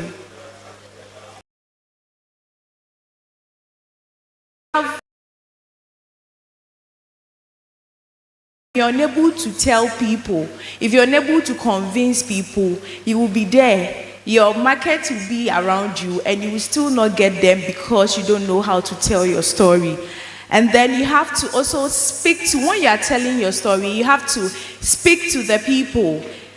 Finally, you've been able to identify the people that you are offering your service or your product to. Speak to them. Speak to the. I read somewhere that people don't buy styles, they buy emotions, they buy feelings. So you should be able to connect to your customers or your clients, make them feel you so that they'll be able to buy from you. So that was what we are supposed to do. But then we realized that most people, and we are saying this so that when we move from here, we are not going to commit that mistake again. Most people make a forecast of the profits, what they are going to get from the venture they've not started. And so, okay, this product, when I bring it, I think by the end of the week, I'll be able to make up to 10,000, which is a good amount of money. I think I should do it. But they don't know whether people are in need of that particular product. So at the end of the day, you'd come back to tell us that you don't have a market. And so it's a mistake. I think most of us have done it. And then going forward, we should correct that. And then you have to reach out to your potential clients or customers. Probably ask them, okay, I have this product. If you were the one bringing it on board, what would you have done differently? Reaching out to them would help you, or it would help you make informed decisions about what the people want you to do for them. You don't make assumptions that, okay, because I don't like using bar soap, I think everyone would want shower gel, and so I want to go into shower gel production. When people actually like bar soap, so you have to reach out to your people. Their feedback would inform your decision. So that was the pinpoint, and then we came to problems in the market. Now we are in the market. What are some of the problems we are facing? I think I raised one. Perception. We are still on that problem. People have some perception about Ghanaian products, about Ghanaian services. And then another one is patronage. And someone mentioned that even as we are here, they were supposed to maybe do some kind of reach out, and I think it is done outside there, so that we are not just going to look at the products we have, we are going to patronize them so that it would also boost their morale to do more. And then regulatory issues. I heard someone talking about the battles she's having with FDA. Yes, trying to register or get the approval so that she can offer solution to a problem we are facing in the country. And then sourcing.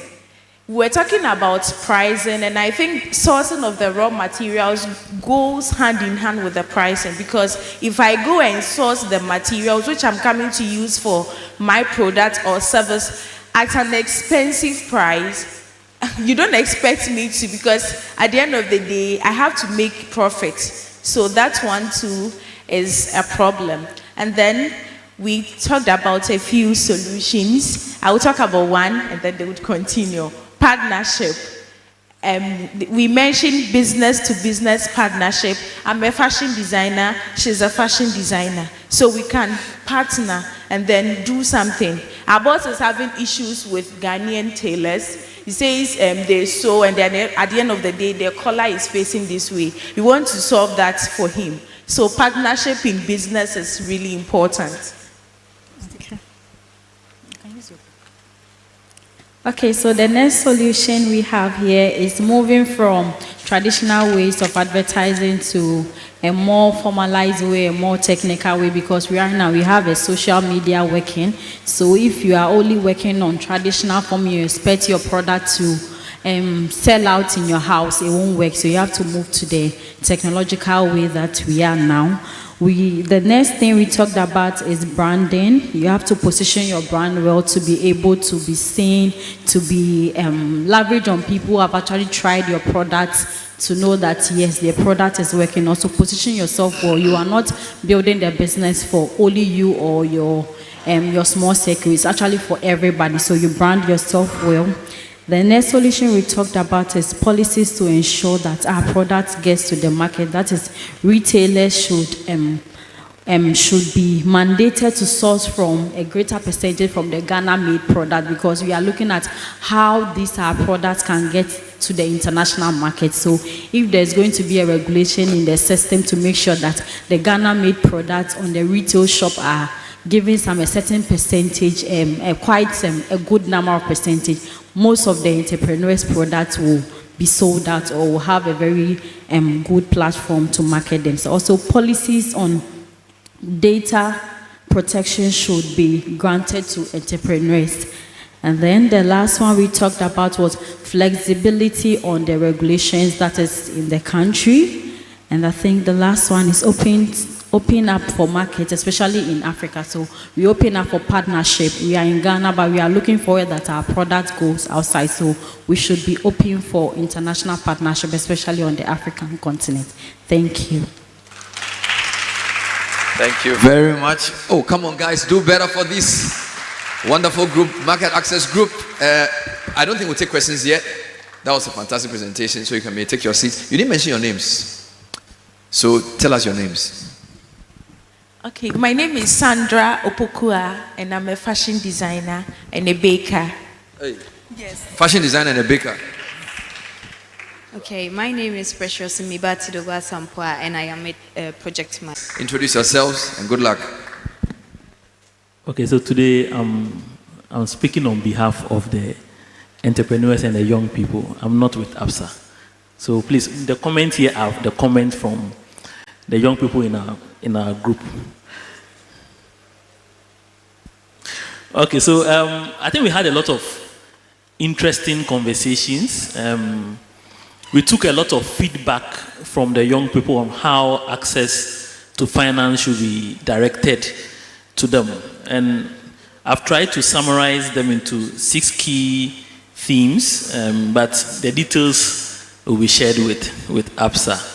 The first point that was a pinpoint for the young people was the interest rate. So we had a very lengthy conversation about how much the cost of funds should be given to the young people. They recognized the fact that an interest rate of 10% was fantastic. But for some certain businesses and categories, we should try and bring it down. So specifically in the agribusiness sector, they were proposing that they can get the interest rate on the loans at 5%. I think they said that one will help them really thrive. But they are also happy with the 10%. They think you girlfriend build a relationship. So in building a relationship, you do that through the running of your account, having the necessary financial history, so that when you come, it becomes easy for the bank to also support you. The third one was a conversation around grant, because for most of the business, we had those who want to be entrepreneurs in our group, and we had those who were already entrepreneurs. There was a debate on some people wanting grant, others wanting loan. But we also had a very significant person talking about an interest-free loan. So they are fine with a loan, but they they think that the interest fee should be waived. So they are fine with a loan, but they think that the interest fee should be waived off. So I think the point was at different levels of the business life, the needs are different. Some may need an interest-free loan, others may need grant, and others may need a typical loan that they can pay back over a period of time. Now, they also requested for an establishment of an entrepreneurship hub. I think in our conversation, one of the key things was that they needed support from each other, but they don't even know how they are going to get the support from their fellow entrepreneurs. So if we can set up a system where the young entrepreneurs can link up within each other, somebody is doing something, they can share with others, then they can also replicate and ensure that they get the right thing. Also, one of the key things that they were requesting, networking opportunity, something that they were very much happy about. I think once we were even in the conversation, people were taking others' phone number because they had opportunity to share what they are doing. So people then decided to link up with others. So this forum then helps them do that. Now the last but two is the timely disbursement of the funds. I think there was a conversation around is the interest rate at 10% enough now, or you can get the money in 6 months' time at a 5%. They want the money to be given to them at the time that they need the service. One had to share a story where they needed the money in July. The money came in September. He said then he's going to share it with the wife and the children because he's not going to use the money at that point in time. So we should try and get the funds to them on time so that they'll be able to deliver what's expected of them and pay back to us. The other bit was hand-holding through the loan process or after the loan has been disbursed.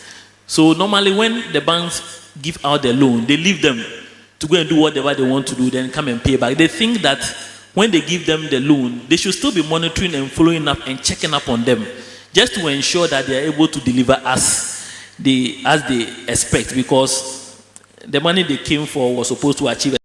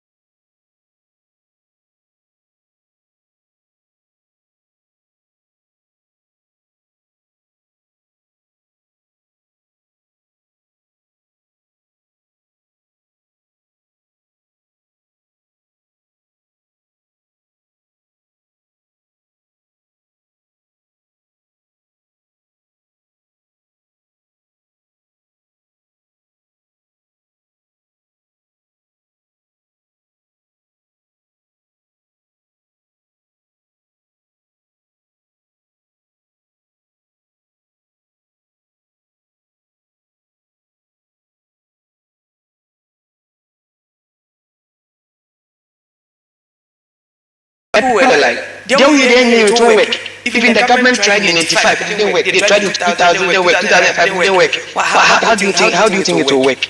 And we keep getting that over and over and over and over. And passion proof is true. Because if you are listening to them, if you are listening to how my mother was passionate about trying to get me to stop and go back, we would have stopped. But I would say passion proof is true. Thank you very much. I know the tough skin, I think it's a matter of resilience, which is not gendered. Every human has the ability to be resilient. And as young entrepreneurs, that is what you are showing us, telling us about your experience, and we appreciate you for that. I believe that Elsland hasn't told us her challenge. Please tell us, what was that challenge, that hard moment? And how did you even overcome it, especially as a woman? I don't even want to add that as a small-scale woman, yes.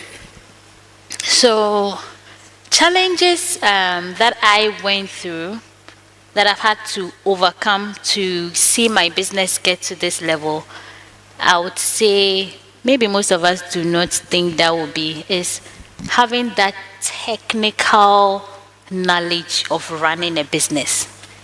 There's the passion, there's the being so obsessed with your idea that when people tell you that go and ask questions, will this work? There's that. You've asked your questions, you've started the business. Now, there are some things that you need to keep the business running. So I told you that I'm coming from a graphic design background.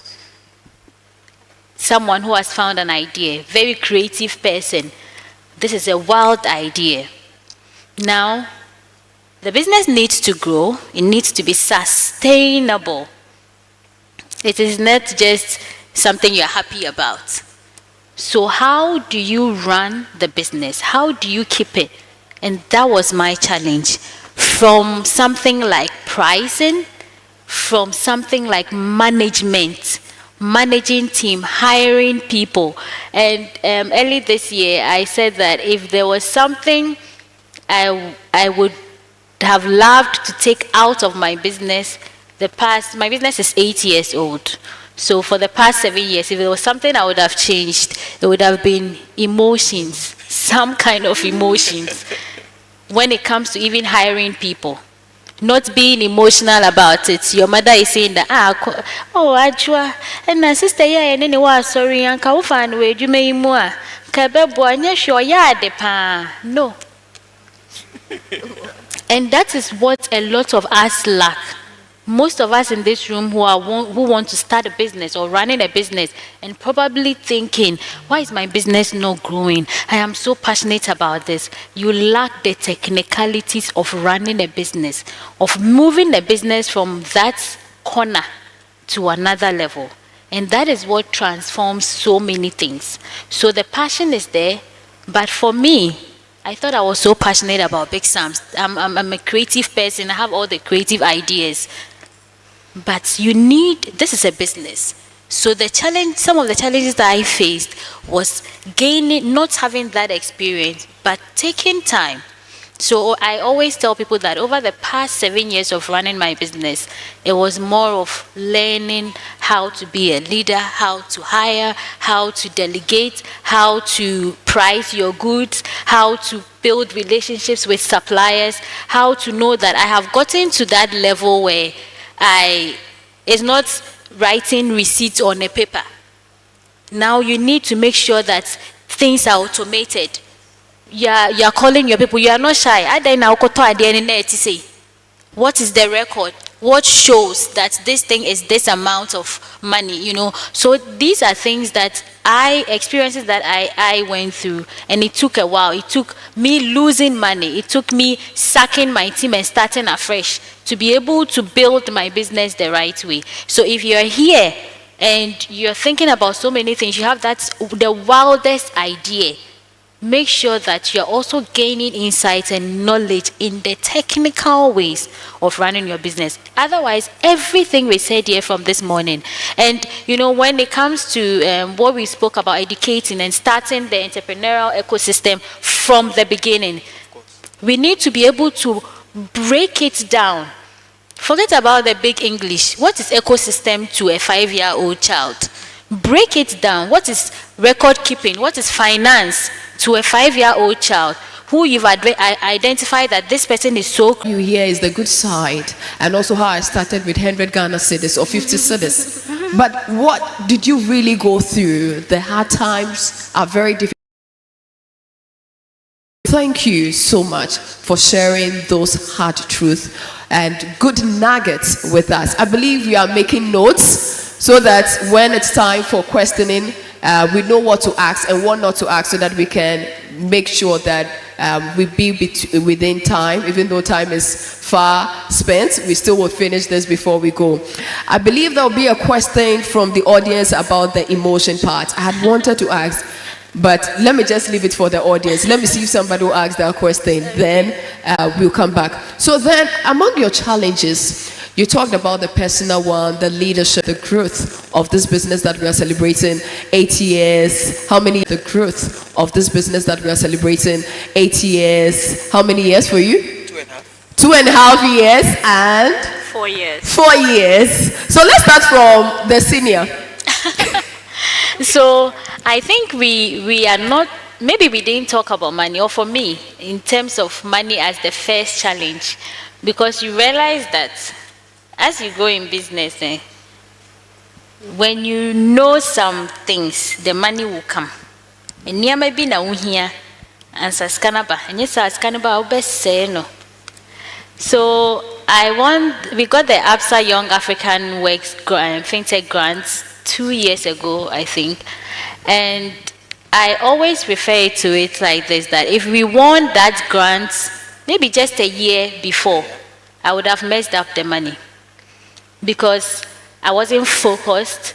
The business owner is, what is my first business owner is, what is my first point? What is my priority? First point, what is my priority? So if you know your priorities, that what if no loan comes? How are you going to make sure the business is running? So access to finance, as we are looking at, it is very important. 2 years or 5 years, because you have access to that money, you're able to do it in about 6 months. So access to finance helps us, and that is why we love it that Absa and Mastercard bring this 10% to help entrepreneurs, especially those of us in the agribusiness. So yes, we got the fintech support from Absa and Mastercard, and anytime we speak to them, for me, I know that it's a strategy for us to be able to be profitable in our own way. And then if we are profitable in our own way, we go ahead, when we bring in extra funds or external funds, it is easy for you to pay back, because you know that you also have to be truthful. You don't have to go for a loan you can't pay back, or you know that your business is not running in that way for you to get that money to pay back. If you don't pay back, they won't give you the money again. It's true. So you should be able to run your business. So that's what we are doing. And we know that we are in that position now to go for that. And they've opened their arms to us, that whenever we are ready, we should come. So we are coming. Thank you so much. We are coming. And Wisdom, yours has been 2 years. I am not too certain if you have had the opportunity to access the finance yet. Have you? Yeah, we are. You have? Oh, that's great. It's that considerate as well. Okay, so tell us, before then, because she has spoken about it, we are knowledgeable about how to access the finance and its benefits. Before then, what were some of the barriers in terms of accessing finance, especially for young entrepreneurs? We need just, if you can give us practically 3 without so much explanation. I believe that we can all align to it. Yeah, sure. So I think what Exam said is exactly what I would have said, because I started the business with a little bit of money by myself, but because we thought we had the money, in less than 1 year, everything was gone. And then we had to fall on grants and then looking for money from somewhere. But people come and see your progress and they feel like, no, you are not ready. So what we did was, we sat down built our business structures and understood what we really wanted. So when we accessed the Young Africa Works FinTech Agritech grants. So when we went for the pitch, we wanted to do our packaging. And honestly, we requested for only 50,000 Ghana cedis to buy a packaging machine because we realized that that was what we needed at that point. We wanted to grow systematically. And the amazing thing is, when Absa called us back, they told us they are going to give us a 90,000 because they believed, and it's true, they believed that from what we have done and where we are now, we need more than what we requested. And truly they gave it to us. And then when we used the money for what we intended to use it for, it was just, the money was given to us in June or July. June, right? July. We bought the machines, it came in, and then just last week, we started working with the machines. And the thing is, we were doing only 400 kg a day, but now we are doing a ton a day. Absa. And so, we would like to encourage this practice, and we want to also move beyond just Absa and the Mastercard Foundation. So this is just an idea about youth-friendly financing systems. What's your opinion on this? Probably somebody may have an idea here. When you share, maybe they would want to partner a certain institution to build something like that. Maybe Absa as well could also do that, but for continuity so that a lot of young people can have this opportunity. What's your opinion on youth-friendly financing systems? I think they are necessary. They are imperative because our madam said, she said that every business chain so that as we are being and trying to be better, we can continue to do it and have the faith to go on. However, it's also important that we know the technicalities to be able to, as we access the funds, to be able to use the funds for what we are saying we are using it for. It's important. And to be able to hold ourselves accountable for how we are using these funds. It's imperative. Because if you get funds and you don't use it for what you're saying you're going to use it for, you block the chances of someone else. You can misuse the funds, you don't get more money, you personally will not be able to access more of these funds, and people that are coming behind you who have more innovative ideas will also not get access to it. So yes, as youth who are building things and trying to build industries, especially in the agro space, which is really an easy way to build an economy, to ensure that we are employing thousands of people. The more of us that are there, that are striving, that are thriving, that are supported, the more people would be also employed, would also be financially stable, would also be dignified. So it's necessary that we have all these supports. I agree. Thank you very much. I love the last word, dignified, because the Mastercard Foundation is very keen on making sure that when it's employment of young people, it's dignified and fulfilling work. Thank you so much. And ladies and gentlemen, you know one of my seats has been vacant for a very while. That's because the great man in question here has been gathering his thoughts so that he could join us. And I'm told he's in our midst. Please, let's give it up for Mr. Dennis Ababio. Mr. Dennis, where are you? Dennis Ababio, if you are here. Oh yes, please. Please keep showing him some love. While you prepare your questions, we are only doing basically like 3. If my masters give me the chance, maybe 5. Okay, thank you so much, Dennis, for joining us. It's a pleasure to have you.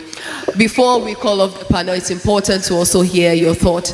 I believe you've been hearing some of the ideas and experiences that have been shared by your colleagues already.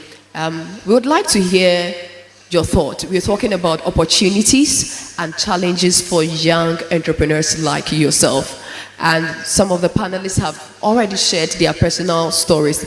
And we also talked about some of the benefits that you've accessed through the Absa loans and fund for your businesses. We're also thinking about the continuity of that, and then looking forward, expanding the horizon to youth-friendly financing systems that will not just be about Absa and the Mastercard Foundation, but something that will interest other financial institutions as well, so that we can get a lot more young people, businesses financed and sustained.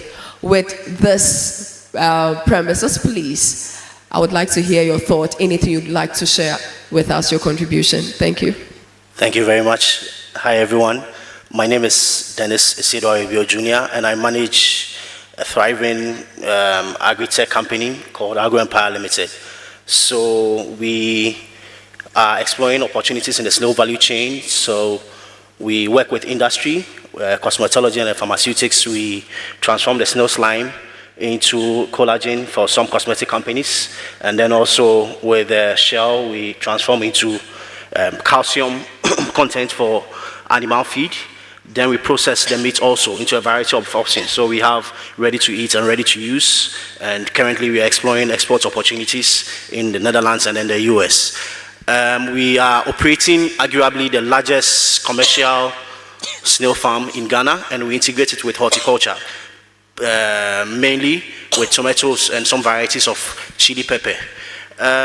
With challenges and opportunities when it comes to entrepreneurship, especially with the youth, it's quite enormous. I mean, what I'll say is entrepreneurship is hard in itself, but then once you start to chart that journey, you need to have in mind that you need to inculcate best practices into the things that you do. Because, I mean, if you want to go a very long way and you want to, I mean, work with partners like, let's say, Absa, Mastercard, or whichever partner it is, along the line, there are certain standards which will be expected of you.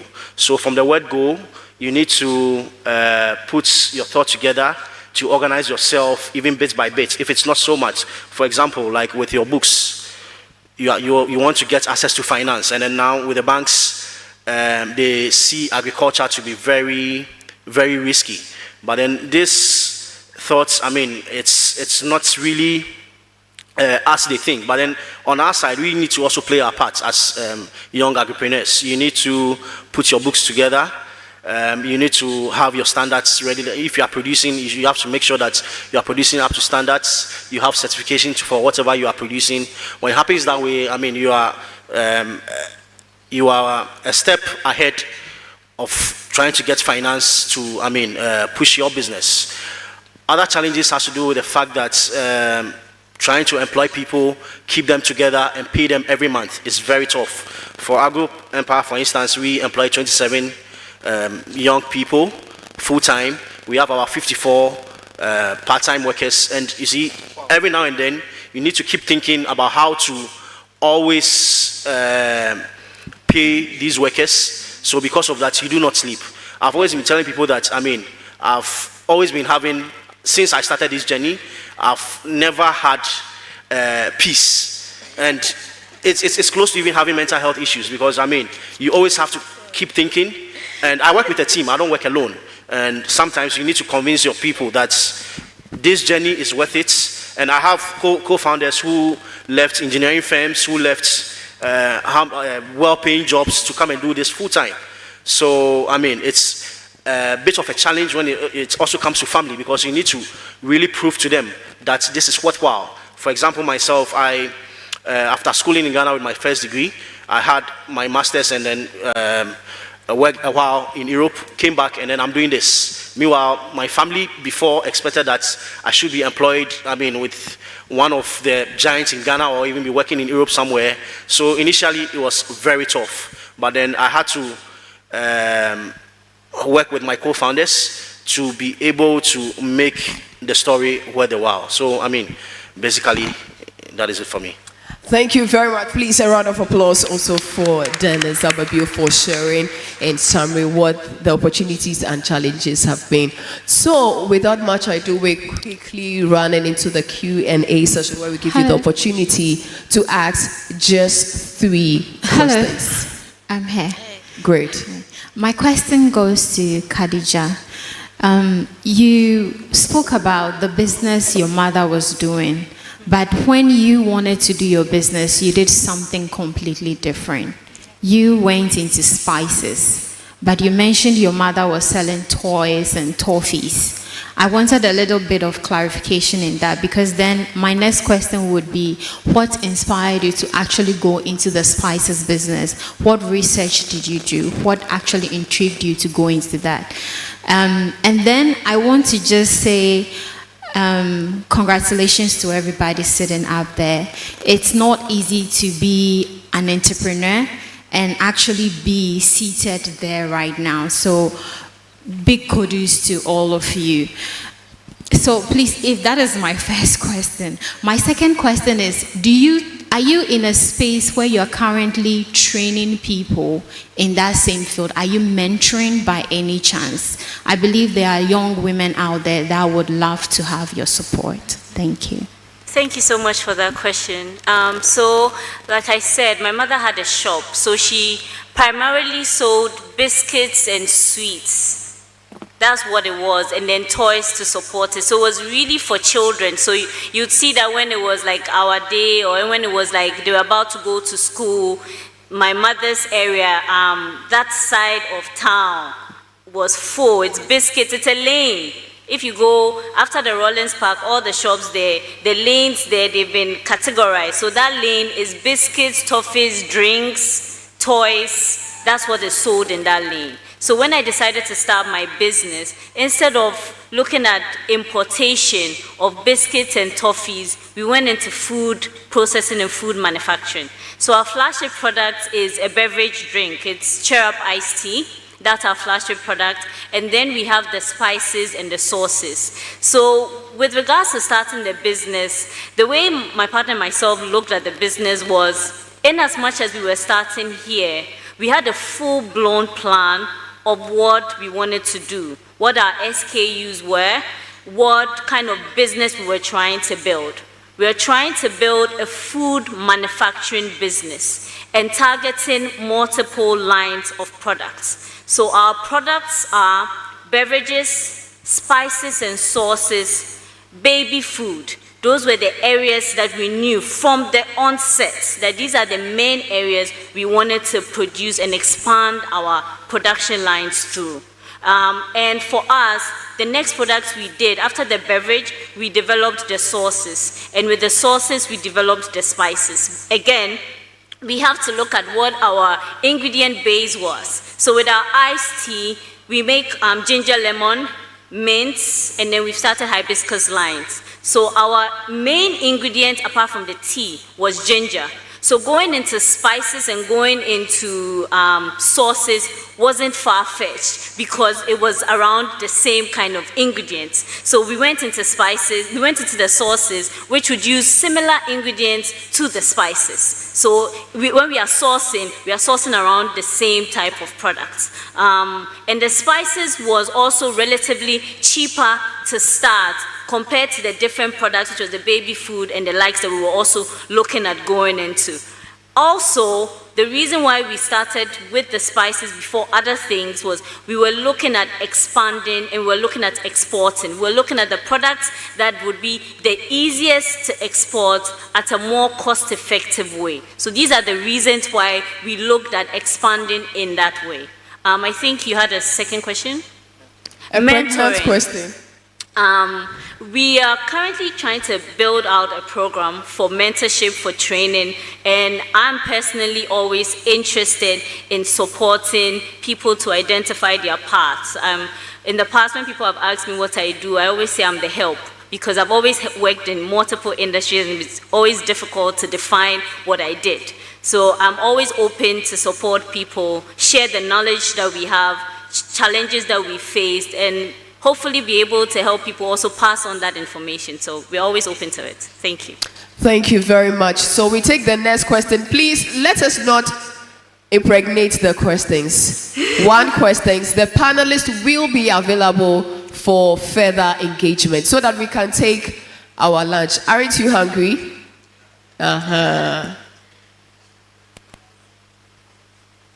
Who is speaking? Okay, to Big Sams, I'm Kathleen. You mentioned that to access finance, we really have to understand the business to be able to know what to use the money we get for. My question is, a lot of startups are now eagerly waiting for financial access, especially the grant to start their businesses. What opinion do you share about that? So, addressing grants, right? I'm going to I'm going to say something that will help you have a very open mind. People have very wild and very creative ideas when it comes to applying for grants and accessing funds, because I recommend that, yes, when you're starting, grant is free money. No one will, even though you need to make sure you're using the money because you make a report for it. Those times about 5-10 years ago, it wasn't really done, but now you report for what you use the money for. So it's free, but it's not really free. They will check up on you. But I mean, it's the money that you don't need to pay back. There's no interest or anything. First of all, as you start your business, and I know that when you're applying for grants and you're not getting it, it's painful. And as we are sitting here, we are talking about the fact that we all want the Young African Way grants. It looks nice and it looks happy on our side, but there were so many grants that we didn't win.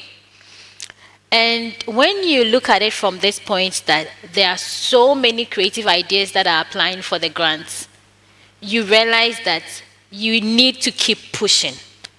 And how are you telling your story? No one can understand the value you have to offer until you say it, you communicate it the right way. So I sell food stuff. If I come to pitch and I tell you that, hi, my name is Ajabu Blushi. I sell tomatoes and pepper and onion. And so what? But hi, my name is Ajabu Blushi. I run Big Sam's Market. We help you shop smarter so you can cook faster. And in that way, you're a busy mom, a busy 9-to-5 worker. It's difficult to access the market, Abu Blushi, the stress, the traffic, everything. I'm trying to create a story here. And then in the end, while I'm talking to you, I'm giving you visual representations of how difficult it is to access Abu Blushi. And then I'm telling you that this is my solution. I'm helping you shop for foodstuff in less than 10 minutes in your couch. And you receive it the following day, well packaged, delivered to you. Now, I've been able to tell the tomatoes and pepper story to you in a way that is different from mitontos, just like that. There are so many creative people who have my idea. I'm not the only genius, but I'm not. Someone can do what I'm doing, but how are you selling your value? There should be that value that you are selling and you're communicating it. So as you're applying for grants, remember, it's a very large pool and so many creative ideas are there.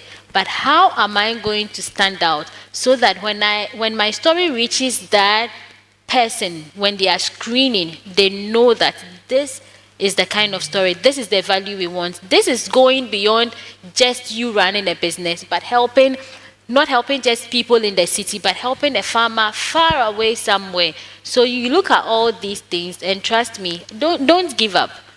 For me, I almost gave up right before applying for the Young African Works grant. I almost didn't. And it's my only grant that I at that time, before I knew that, okay, now this is how to tell the story and this is how to let people know that they can trust in what we are doing and then give us money, support us with this amount of money. Yeah. Thank you. I know you want to add up, but because of time, we are not able to. What is going to happen is when we move out after this session, you are free to interact with everyone and then share more ideas. Do we have the third question? If we don't, then maybe they can just share that one and then we close. Do we have the third question? Okay, we don't have the third question, so. Okay, thank you very much. I realized that when all of them were speaking, none of them talked about a moment where they broke down and they almost gave up. It's not easy for us, and so to any of them who would want to answer, what was that down moment for you, and what did you started? Not come and started. Not come and tell you. Wow, after so many months, I shared this story after so many months. That's when I shared it for the first time on my personal account, that this is what happened. So the challenges are tough. If you want to encourage yourself, you have to find a way to get into that person who admires you, to let them, because they won't tell you. We will show settings online, but deep down, I have started afresh. So it looks like my business started in 2025. For me, after 8 years or something, I feel like I started afresh again in 2025. But to you, I've come to tell you that I started 8 years ago. So you don't know what happened in the 7 years. That's how it is. Thank you very much. Dennis, want to add, please, briefly. We are far behind time. Okay, thank you. So one thing I always tell the youth about giving up, I use myself as an example, and I always say that myself, I've worked in diverse industries, and I have failed in many things than I've ever succeeded. So it always gives me the edge to always move on. And then the edge to give up, it is not like an event. It's something which comes up every day as an entrepreneur. Even today, the reason why I'm joining the panel very late, there's something very interesting going on, which, I mean, after even the session, I can decide to just close the business because of what is happening. But then, I mean, to what end? You need to keep going and realize that whatever effort that you put in building a business, it will be worth the while. Thank you. Thank you very much. Khadija too is still raising her hand. So on that note, that will be your last words. Khadija too, your last words. However you want to couch it. That's up to you. Last words. Before we got into our first retail, we had an employee, and the product, our first biggest order, got to the retail location and all the dates were wrong. It read expired. And we had to recall all the products. I panicked like I'd never panicked before. We had to let the guy go. And the reason why we had to let the guy go was not because he wasn't good. He made a mistake, and everyone could make a mistake. It was because we didn't have the financial support or backing to continue to lose money. So I would just tell you that from that day, we could have decided, you know what, we can't do this, let's stop. But the truth about it is that there were people that relied on us, and there was work that we had done. And the thing about saying things, and I would advise everyone, when you want to, a lot of people like to keep ideas to themselves. That, oh, I have this novel idea, I'm not going to share it. But I believe that the moment you have said it, it means you have challenged yourself to do it, and you will force yourself to do it. And the more you also say it to people that you trust, you will start to refine your idea, and you will start to believe in yourself more. So just continue to believe in yourself. If you are built for it, you will succeed. And if you are not, you will know with time. So just do it. Just do it. Thank you very much. Wisdom has been silent for years. Years. So if I don't make him wrap up, he will beat me up. Wisdom, in the next 5 seconds, your last words. I would say something concerning the last question she asked. So last year, 29th August, so we had 3 dryers. 2 of them had broken down. 1 was operational. And then we had other purpose and stuff. Saturday morning around 9 a.m., I heard Nipamro. The dryer that was left and the other machine and the whole shop bent down. We never talked about it on social media. We never mentioned it to anybody. We just closed the shop, we went to sleep for 2 months, and then we came back, and then we are here today. So it's there. There are some things we don't talk about them, but we go through them. Thank you very much. Please, a resounding applause for them.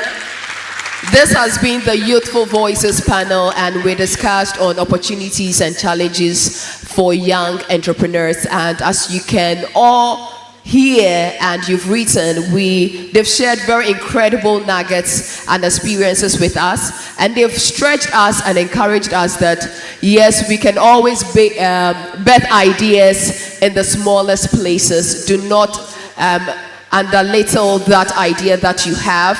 And if you want to grow, make sure you research and have proper bookings or record keepings for yourself as a business. But above it all, when you encounter the challenge, build the attitude of resilience. Do not give up and keep building and keep building. You will surely make it. And for finances, it will always be a challenge, but Absa Ghana through and Mastercard Foundation have you covered, especially if you're a woman and you are in the agribusiness area. You can explore more on that one. And make sure you put your emotions also on check, as said by Ajwa, and learn to rise above the negatives in society or in your approaches and whatever that you find yourself doing. People will talk, but learn to rise above the negative. On that note, please help me say a very big thank you to my panelists. Dennis, a round of applause for Dennis.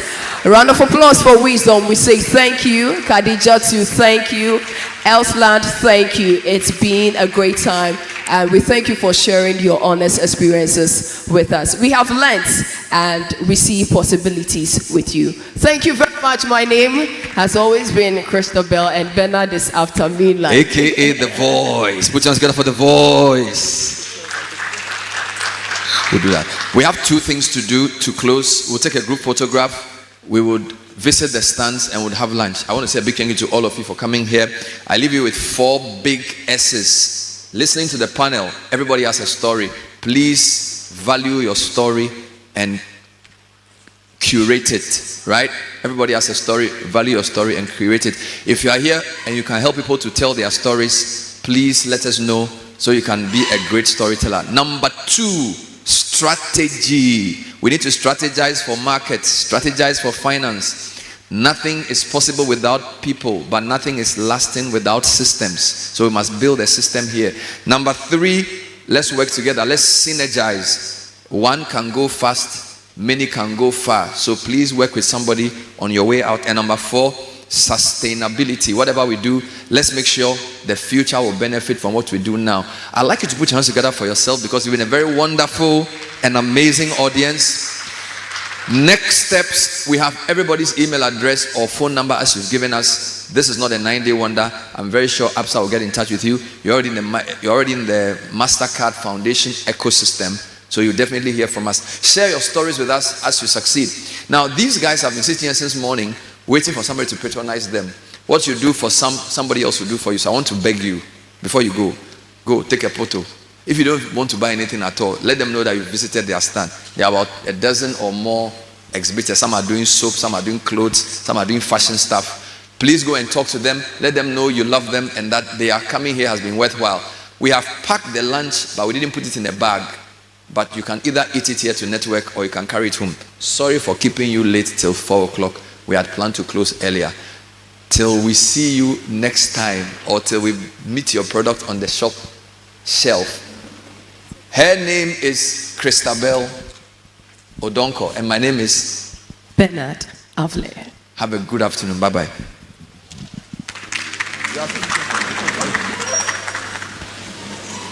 Please, we would like, I think we'll take it here. A group picture, please. All the panelists and dignitaries available, please come. We want to take a group picture. And also, everyone, we can have a group picture, then we all move outside. If you want to be parts of, please do not go. Let's take the group pictures here. Let's have all the panelists Everyone, and then we can have the entire team. The panelists, please meet me here, and then every member, every participant, please be here. Please come along. Aren't you hungry?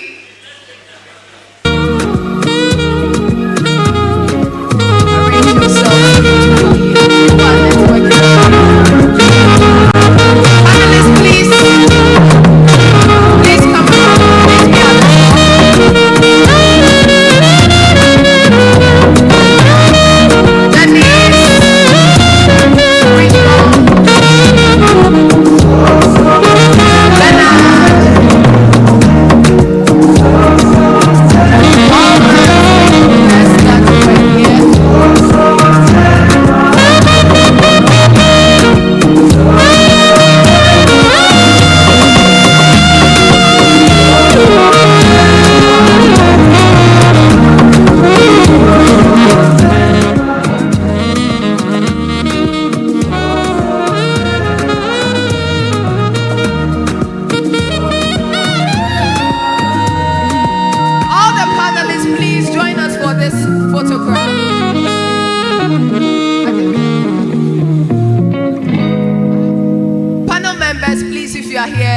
upstage. Join us. Join myself and Bernard here. Panel members, first panel, second panel, please join us here. Wisdom, Elsland, Khadija too. Please, if they're outside, call them to join in the Elsland, Wisdom, Dennis Ababio, where are you?